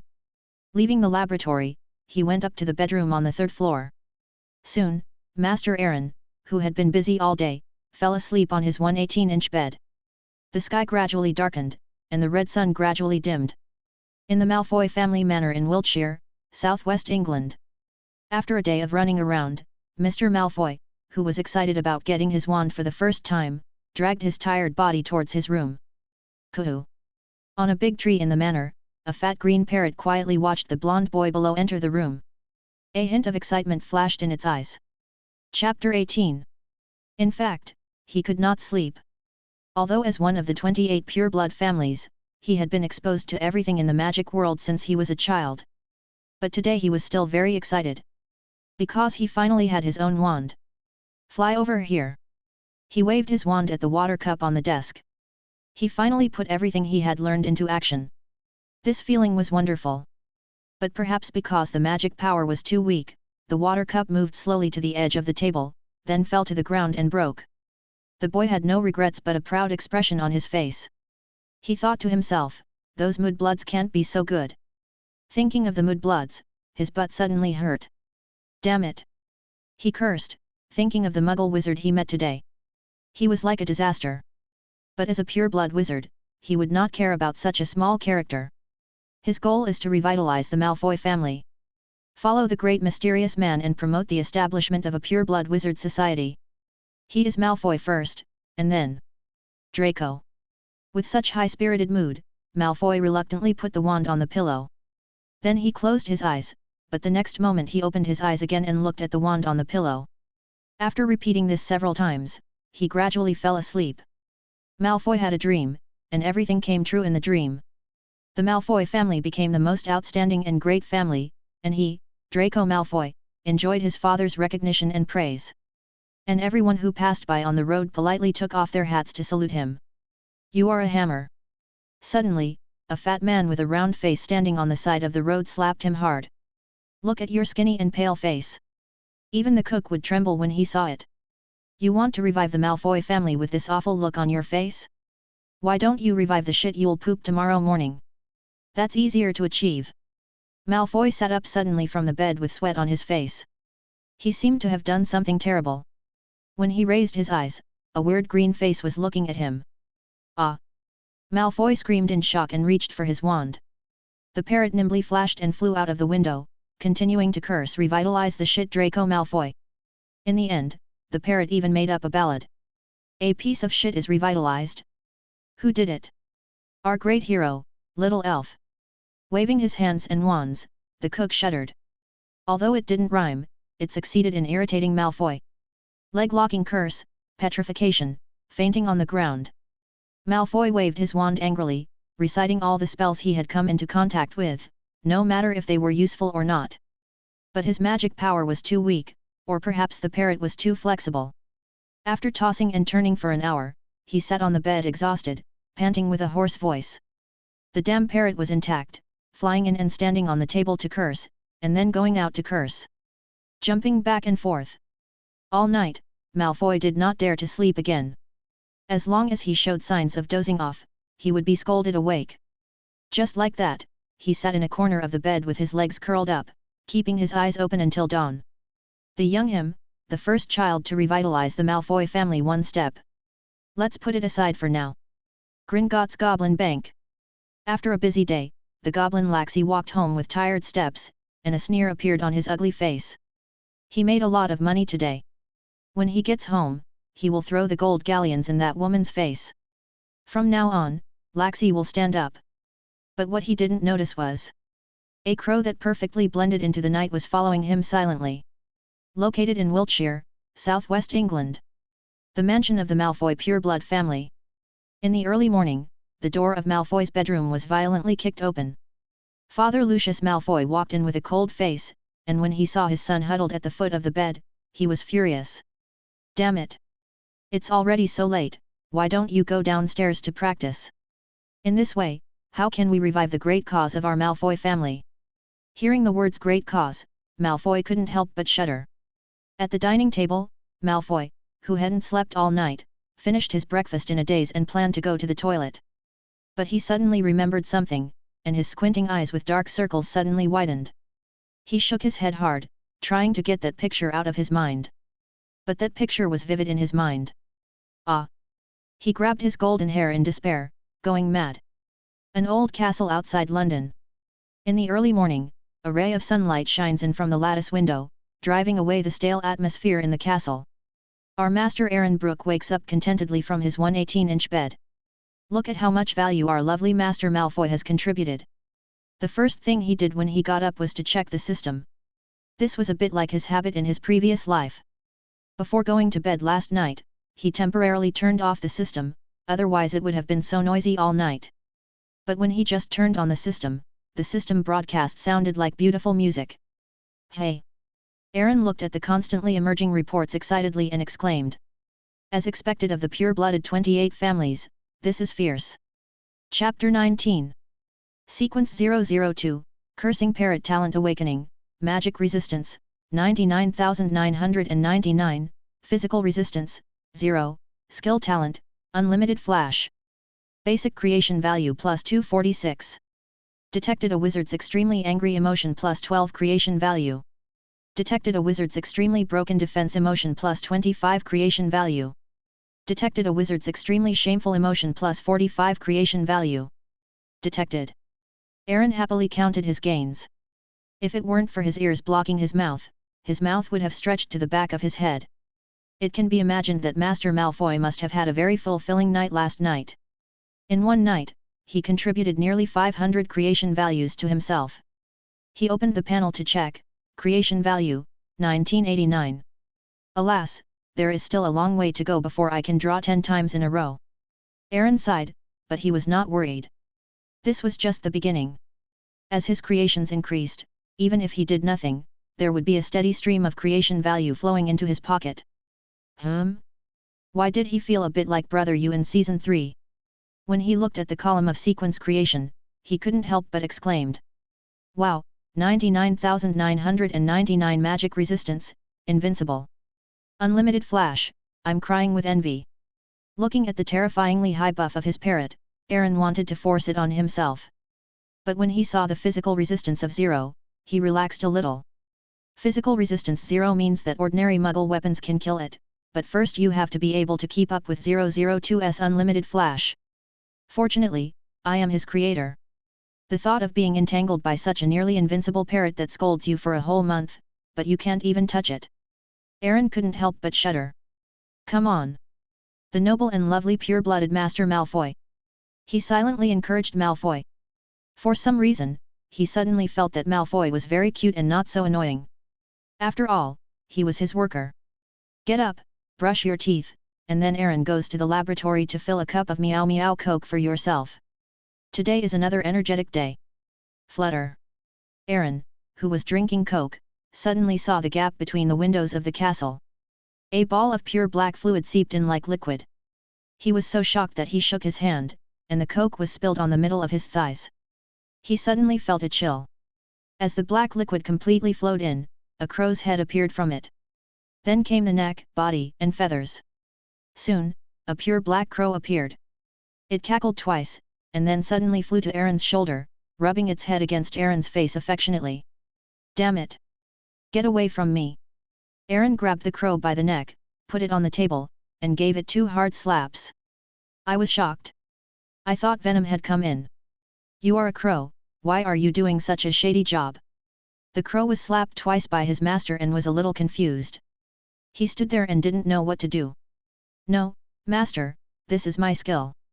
Besides, you have locked up the castle inside and out, and you don't even open the windows, how can I get in? The crow felt wronged, but he had no mouth and couldn't say anything. By the way, let's see how much you got. Aaron rubbed his hands, grasped the crow's neck with one hand in anticipation, and reached into the traceless stretching space of the crow's abdomen with the other hand. Wow! Aaron exclaimed. His hands were cold and filled with round coins. He grabbed a handful and found that they were all heavy, golden galleons. My dear crow, give me a kiss. Aaron kissed the crow excitedly. The crow, whose neck was pinched, said, Can you please let go of my neck first? Have to save it up. As a country of etiquette that was deeply influenced in his previous life, the first thing Aaron thought of was to save up and buy a house. Even in the world of Hogwarts, this idea was still deeply rooted. But this was just a subconscious thought. Aaron would not be stupid enough to save up to buy a house. As a great devil in the eyes of everyone in the future, his goal is to be a legend in the wizarding world. And a nightmare. He carried the crow upstairs and came to a separate room. This room had no windows and was wrapped in high-strength alloy plates that Aaron had refined himself. It was as solid as a rock. When he came to the room, he began to tremble with his legs holding the crow. Clatter! Countless gold galleons poured out of the crow's small bag and soon piled up into a mountain of gold coins about 1 cubic meter. Aaron looked at the gold galleons on the ground with great satisfaction. But he soon discovered that there were a lot of silver sickles and copper nuts mixed in with the gold galleons. He immediately became furious and cursed. Next time, I'll take galleons, understand? The golden one. Why take silver sickles and copper nuts? They are worthless. This bad habit must be changed. Do you understand? Every inch of space is worth an inch of gold. You must make full use of your space to create the greatest value. Aaron slapped the crow twice. The crow, who was dizzy from being shaken by his master, had just stood up when he got 2 slaps on the face unexpectedly. The confused crow was confused. He just called the crow dear. Why is his master so moody? It's not that Aaron treated the crow too roughly. It's true that for the crow's physique, slapping is just like tickling. After all, the crow is not an intelligent creature like a parrot, so it must be told what to do. Well, Aaron admitted that he was becoming more and more like Judas. A remote courtyard in London. The fairy Laxi opened his eyes on the bed, thinking of the madness of last night. His eyes were full of satisfaction. After throwing the gold galleons on his wife's face last night, she became obedient and played all kinds of tricks. Upside down golden hook, poisonous dragon drill, ice and fire, 6 and 9 embraced each other. After getting up, the fairy Laxi showed a confident and cold expression to the mirror. Ha! Men, you have to conquer. Then he happily went upstairs and planned to take a look at his own small treasury. This is a habit that has continued for a long time. After getting up every day, the first thing before work is to check the deposit. This makes him more motivated to work 996 every day. But when he opened his small treasury, he was dumbfounded. Then, a shrill scream resounded through the sky. Chapter 20. She was humming a ballad that belonged to fairies, and she was in a very good mood. Her damned husband brought back so many gold coins last night for the first time. This way, the family could have money to buy some new things. They didn't have much flow powder, so they had to buy some more. Most importantly, she could buy the latest fairy wizard clothes. Well, add an egg to nourish him. I picked up the egg and cracked it open. Just as I was about to put it into the pot, I heard a shrill scream from upstairs. My hand shook, and the egg went into the trash can, and the eggshell went into the pot. Humph! Why are you yelling so early in the morning? The Death Eaters are here. Malloa walked upstairs angrily, cursing as she walked. But soon her words got stuck in her throat. Then, a soprano was born in the fairy world. In the room, Malloa tore Laxi's clothes and scratched his face with her sharp nails, leaving blood marks all over his face. Damn it! Where's the money? Which little devil are you supporting? It's my fault that I twisted so hard last night. Laxi, you are so damned, can't you learn from others? Pull ring. Suddenly realizing that she said something wrong, Malu quickly covered her mouth. Laxi, who had silently endured everything, suddenly raised his head, with a trace of anger in his eyes. He stood up suddenly and asked. Pull ring. Good for you. I knew you were becoming more and more indifferent. So you slept with Griphook behind my back. The two of them started to fight. Wiltshire, Malfoy Manor. In the exclusive spell practice field. Draco Malfoy. Lucius looked at his sleepy son on the training ground with a cold face and said word by word. You have to follow me in taking on the mission of revitalizing the Malfoy family. Look at you now, listless. Dejected. It's only been half an hour since I practiced a basic spell. I didn't even remember the spell. Malfoy woke up with a start, and seeing the stern reproach in his father's eyes, he couldn't help but feel a little scared. But compared to this, he looked around carefully, and didn't find the hateful parrot. Only then did he feel relieved. It was very likely that it would not come tonight. Malfoy breathed a sigh of relief. He straightened his posture, picked up the wand and waved it, and began to practice the flying spell in a clear voice. Oxio. On a big tree in Malfoy Manor, a fat spotted green parrot was riding on another parrot that was half the size of it, shaking it. Soon, the parrot shivered. The parrot got off the charming mother parrot with satisfaction, and it glanced at the blonde human who was waving the wand not far away through the gap between the leaves. There was a trace of disdain in his eyes. If Aaron knew that his parrot was parked on business, he would have to add another rule, to keep the parrot clean when going out. After all, he is still a chick himself. Not only is he a chick below, but his body is also a chick, which is very uncomfortable. There are many things I want to do but can't do them. In the old castle outside London, Aaron put on a clean and handsome suit and stood in front of the mirror to look at himself. His slightly groomed flaxen short hair, piercing blue eyes, moderate facial features, and a high nose bridge that still had the softness of an Asian. Yet. He nodded in satisfaction.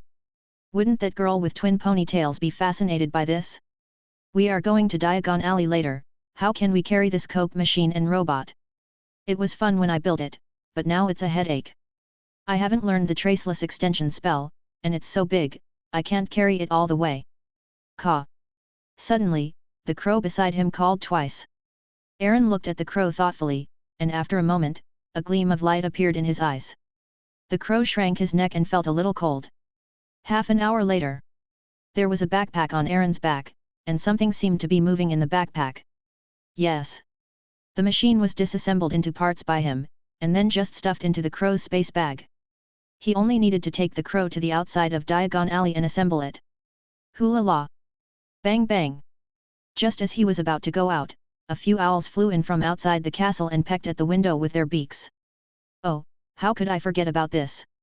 Aaron slapped his forehead. The magic books, magic robes and other things he bought in Diagon Alley yesterday arrived today. Unexpectedly, they were delivered so quickly in the morning. He cast a flying spell at the window without a wand and opened the window. The twin wands on his wrists were actually like ornaments to Aaron. They were useless. He possessed the ancient black magic heart's curse and did not need a wand at all. Since it can be cast instantly, or even with just a thought, who would be stupid enough to take out a wand that is more than 10 inches long? How long is the pre-swing? It can only be said that the wand can provide some cover for him who is still weak at present, so as not to be too ostentatious. The owls flew away, leaving a lot of packages on the ground. What should I do next? Just unpack it. Aaron planned to unpack it before going to Diagon Alley. It wouldn't take long anyway. It was still early. The beautifully packaged packages were placed in front of him. Aaron couldn't help but tear them apart to reveal the exquisite contents inside. Where do we start? Suddenly Aaron saw a yellowed brown paper envelope in the package. He picked it up and saw the seal and logo of Hogwarts on it. A letter from an old bee. Aaron was a little surprised to see the sender. Chapter 21. The whole piece of letter paper was densely written with the words concern and regards, but no matter how he looked at it, the whole piece of paper was filled with 2 words coffee. He then remembered that the coffee he promised Dumbledore had not been delivered yet. But it doesn't take half a day, I'll do it when I get back from Diagon Alley. Open the package first to see if there is anything missing. If there is any, go to Diagon Alley and find the corresponding store to make up for it. Putting down the letter, he began to open the largest package. Somewhere in the Scottish Highlands, Hogwarts School of Witchcraft and Wizardry stood in the early morning sun, and the halo hit the windows, shining with crystal colors. Dumbledore paced back and forth in the room, looking out the window from time to time. Whenever there was a little movement outside the window, he would quickly look out the window. Outside the window was not an owl delivering coffee, but a passing wild pigeon. There was a hint of disappointment in his eyes. Dumbledore's deep eyes looked quietly at somewhere outside the window. He had never been so eager to receive a gift from a little wizard as today.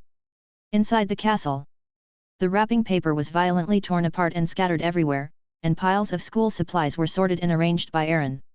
Wizard uniforms, 2 stacks of textbooks, including standard spells, elementary history of magic beginner's guide to transfiguration, etc.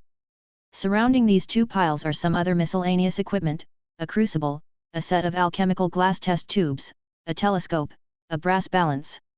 When it comes to alchemy, Aaron has top alchemical equipment that is beyond this world. But in order to be able to integrate into the ordinary wizarding community, he still thinks he shouldn't be too high profile. There is no flying broom in this pile of items, because the necessary list clearly stipulates that first-year students are not allowed to bring their own flying brooms. However, Aaron thinks that the broom is too ugly to ride. When he has the opportunity to refine a magic-driven aircraft, he can take Hermione, Ginny, Hannah, and a series of other little beauties for a ride in the sky. Isn't this much better than riding a broken broom? But this requires his magic power to be strong enough. Now he is only able to drive a flying broom to carry himself. Clean it up.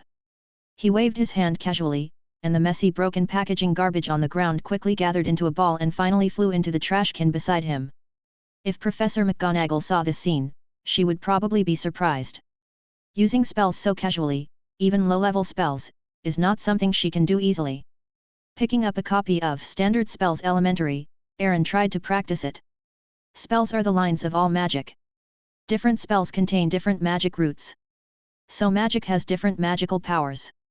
The elementary magic lines are relatively simple, and young wizards will learn them quickly. The intermediate ones are more complicated and require careful practice, while the advanced and even master level ones require talent.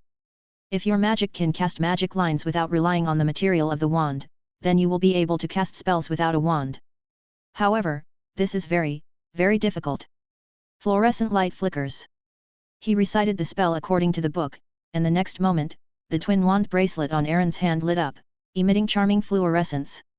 Then he tried to chant the spell without the twin wand bracelet. It turned out that the magic power was like a magic ball without any function. This is no wonder, even with extremely high talent and ancient black magic spells, you have to follow the most basic rules. The spell is not a sentence, but a circuit. If you can learn it with just one sentence, then the spell will be meaningless. And if you chant the spell wrong, at the least, it will catch fire or have no reaction, and at the worst, under certain specific conditions, there will be very serious consequences. However, Aaron found that as long as he guided the magic correctly once through the wand ring, he could cast spells skillfully. This talent is really terrifying. After all, he is probably the only one in the world with SSS level talent. Soon, in 10 minutes, Aaron had learned 5 or 6 basic spells. Illumination spell, levitation spell, unlocking spell, restoration spell, leg locking spell, and petrification spell. However, these are just basic skills.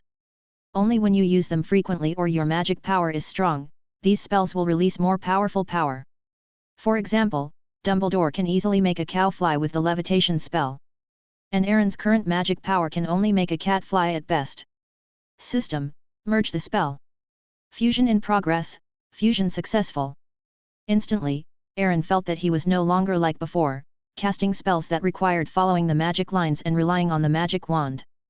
Now, he only needed a thought. The ancient black magic spell was indeed so terrifying. Open the personal panel. Aaron found that there was an additional twin patroness, primary, in the special talent column, and because of this, his black magic defense jumped from B to A. Such rapid progress is really scary. However, compared to spells, Aaron prefers thousands of magical herbs and fungi and magic potions and potion. After all, this is the path that suits him best. The unchanging principle of alchemy is equivalent exchange. Just like its concept, the Ouroboros, it starts from the 4 elements and circulates in them. Spells are certainly important to Aaron, but alchemy is the foundation of everything for him. His divinity must grow and develop from it, and finally rely on this foundation to bear various fruits, and finally become a true black star. System, if I refine the potions and props in the book, will they be tainted with a bit of my divinity? So that he can become qualified for the sequence? This question has been weighing on his mind for a long time, from the beginning of binding the system until now.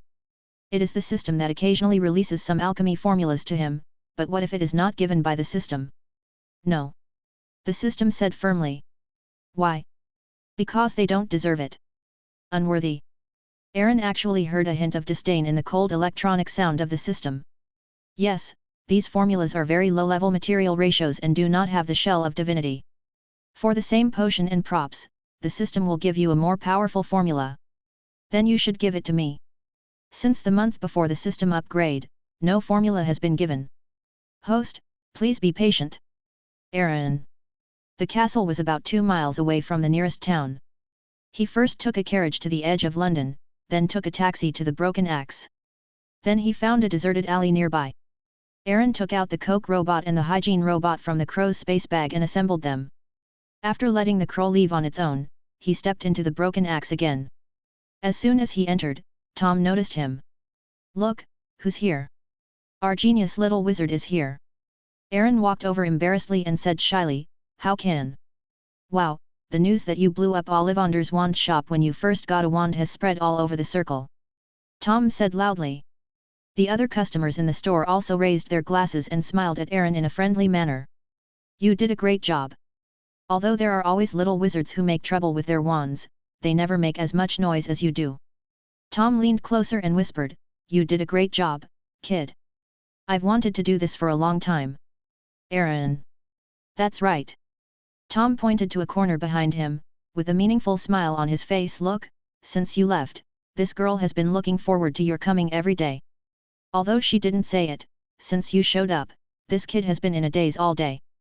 This is the first time ever. Relax kid, I have no problem with that. You are much better than that yellow-haired kid from the Malfoy family. I hate blonde hair the most. Look at your rare flaxen hair. Tom kept talking, and Aaron looked in the direction he pointed. In a corner of the counter, Hannah was staring at Aaron intently, her pair of emerald blue eyes particularly bright in the dark bar.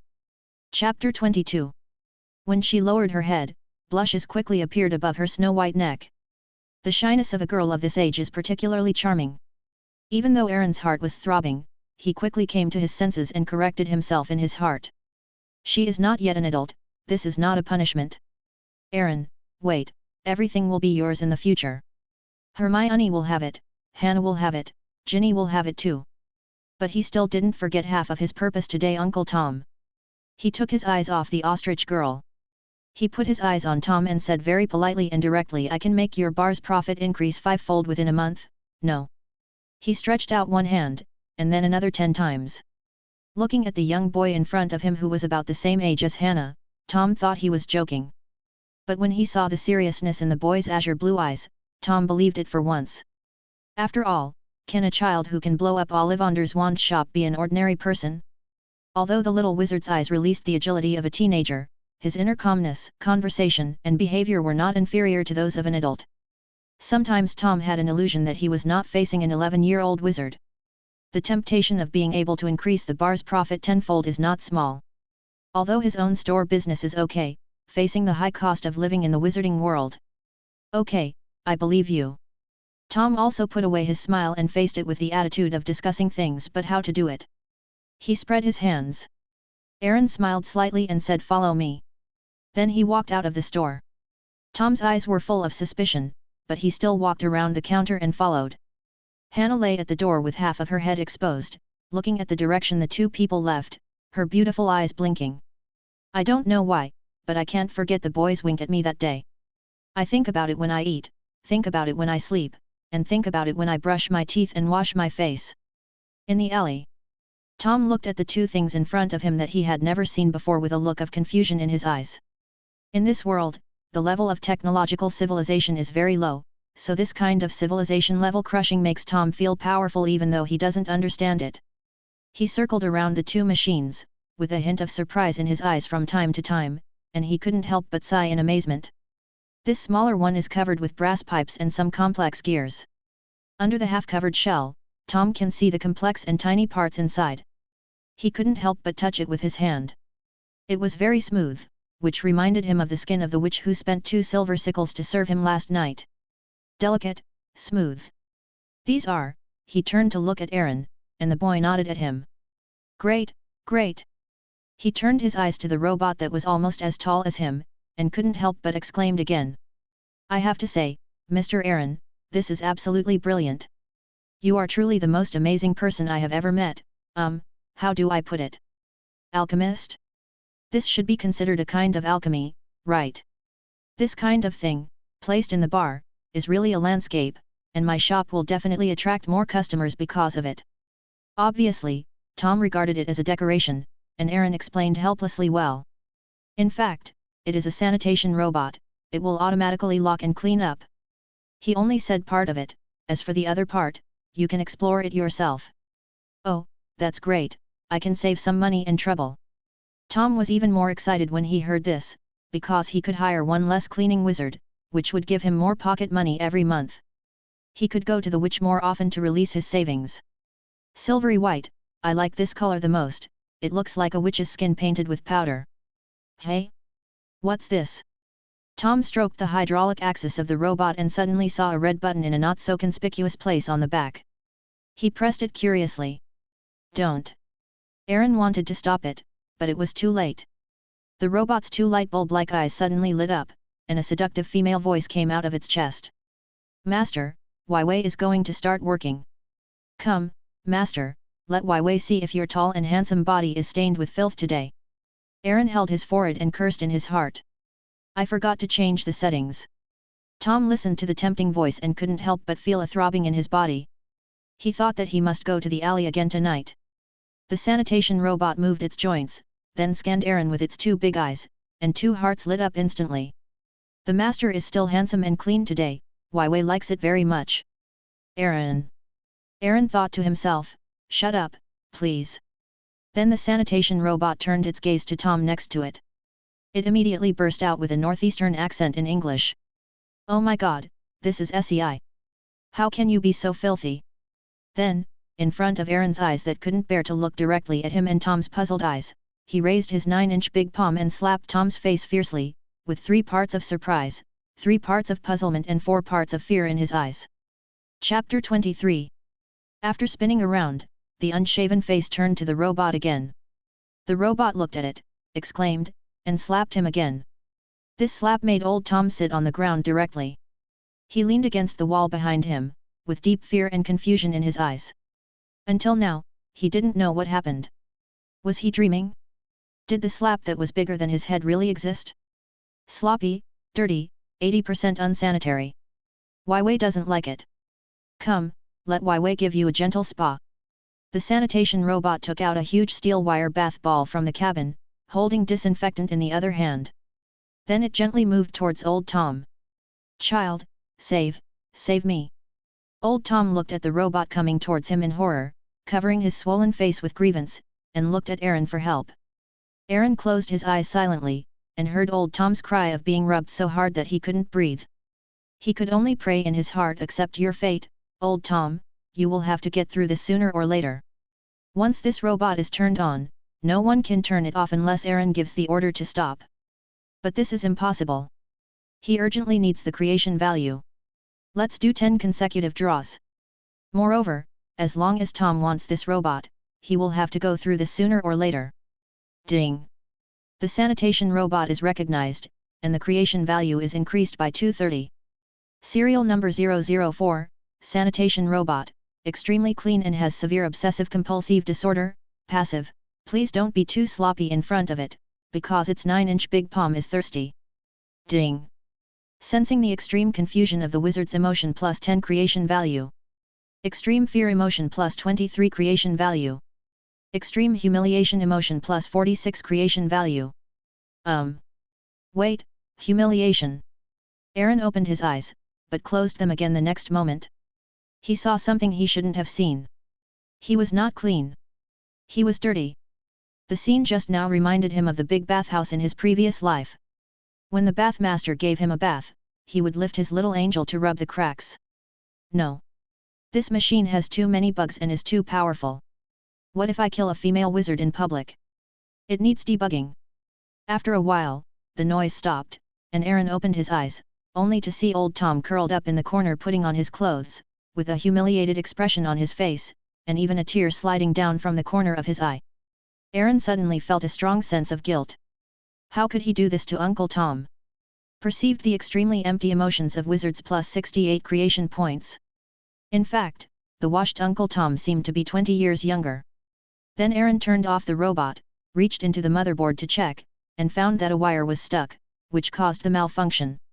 When he dealt with the robot, Uncle Tom had already put on his clothes. With anger in his eyes, he questioned Aaron. Damn it! Why didn't you save me just now? Aaron shrank his neck timidly. I'm sorry, I'm so scared, you know, I'm only 11 years old. I'm still a child. This robot is broken, and I am too weak to stop it. So we can only wait for it to calm down. Sorry, Uncle Tom. Aaron showed a look of fear and apology at the end. No wonder Dumbledore said he was an excellent actor. Seeing the child in front of him who was only as tall as his waist feeling sad and self-blaming, Tom really wanted to slap himself hard. I deserve to die. He was just trying to help me, what was wrong with him? He was just a young kid. How could I treat him like this just now? Oh, old Tom, you are such a loser. The simple Tom cursed himself in his heart. He also comforted Aaron, but he had to say that it was the first time he washed his body so clean, and he felt a lot more relaxed. At the door of the Broken Axe bar, Hannah watched that the two had not come for a while, and she felt a little worried. But when she saw the two people appearing from the corner of the street, her mood suddenly improved. But what puzzled her was that the two people, one big and one small, were holding two strange things. How come you've suddenly become so clean? Yeah, it smells a lot better. Also, what are you holding in your hands? The girl asked a series of questions and curiosity. At the same time, Hannah looked at her uncle with some surprise, and found that the uncle now seemed much younger than before. And his skin seemed to be much whiter. Facing his niece's question, old Tom replied expressionlessly, children should not ask about adult matters. The girl had to look at Erin, who came in later. But out of shyness, she opened her mouth, but didn't ask. Seeing the curiosity dancing in the girl's emerald blue eyes, Erin smiled at her. Hannah, right? Do you want to know what this is? The girl's cheeks flushed and she nodded slightly.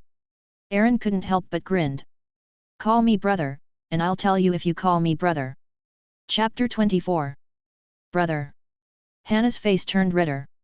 It was the first time she called a strange boy like that. A strange feeling spread through her body. Her jade-colored eyes did not dare to look at Erin. Her expression wandered and finally stopped at the boy's nose. She suddenly found that the boy's nose was quite nice. Haha, you'll know in a minute. What a shy girl. Erin likes girls who blush when they talk. This era is relatively backward, and people's minds are not open. Unlike those girls in the previous life, when Erin tells a dirty joke, the other party will tell you a more dirty joke in return. Erin found a conspicuous position on the bar counter and placed the Coke machine there. As for the sanitation robot, Erin told Tom to turn it on when there were fewer people at night, and you will receive a different broken axe bar the next day. Of course, Erin had turned it off before that, otherwise it would be bad if there was some trouble when there were many people now. Although he hoped that the more noise he made, the better. The bigger the better, so that it will help increase his creation value. He needs to improve his strength as soon as possible. But some things are better done step by step. Erin really feels insecure. The wizards in this world are too fragile. Even a strong wizard like Dumbledore faces the possibility of being killed by low-level wizards. Although Malfoy did not do it at the beginning, but Snape did it. But there is no doubt that Malfoy can really kill Dumbledore. Tom on the side put the sanitation robot aside. He now feels a little uneasy when he looks at the robot. The guests who were drinking in the bar saw these two strange objects that they had never seen before, and they all gathered around. Hey, old Tom, what the hell is this? A thin, alcohol-smelling, sloppy male wizard looked at the robot and said with a teasing tone. Look at your shabby bar. Putting these two things in it is really like a crow with a monkey's butt. It's funny and ridiculous. Indeed, the dimly lit bar with a 19th century decoration style suddenly puts two high-tech things in it. It really looks abrupt. The wizards around also joked.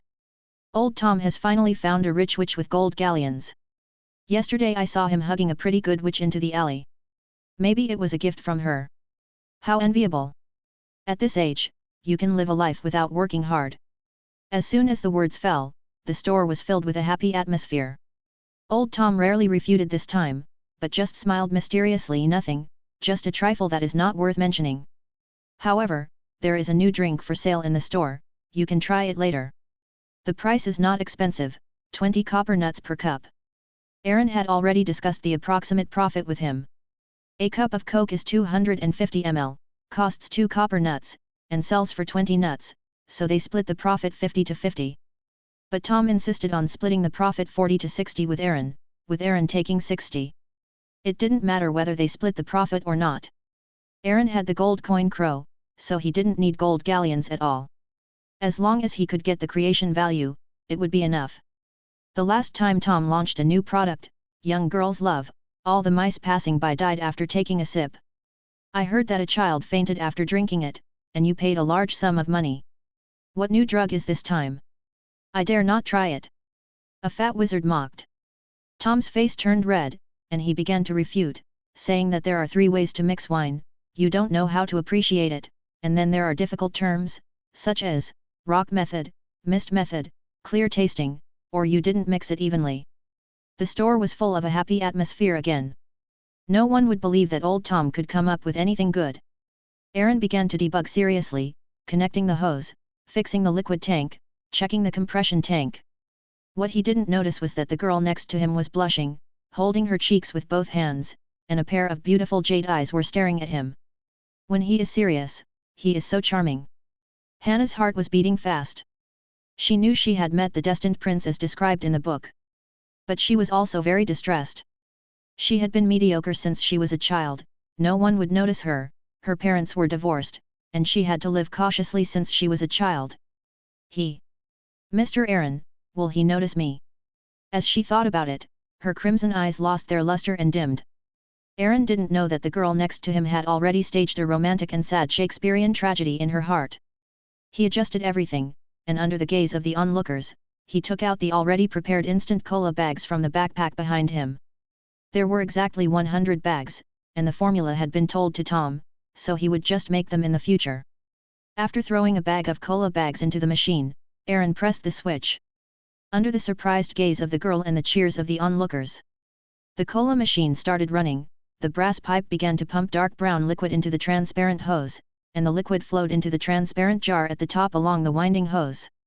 Then the compression tank started to work, and with the hissing sound of gas compression, white bubbles began to appear in the liquid in the glass jar.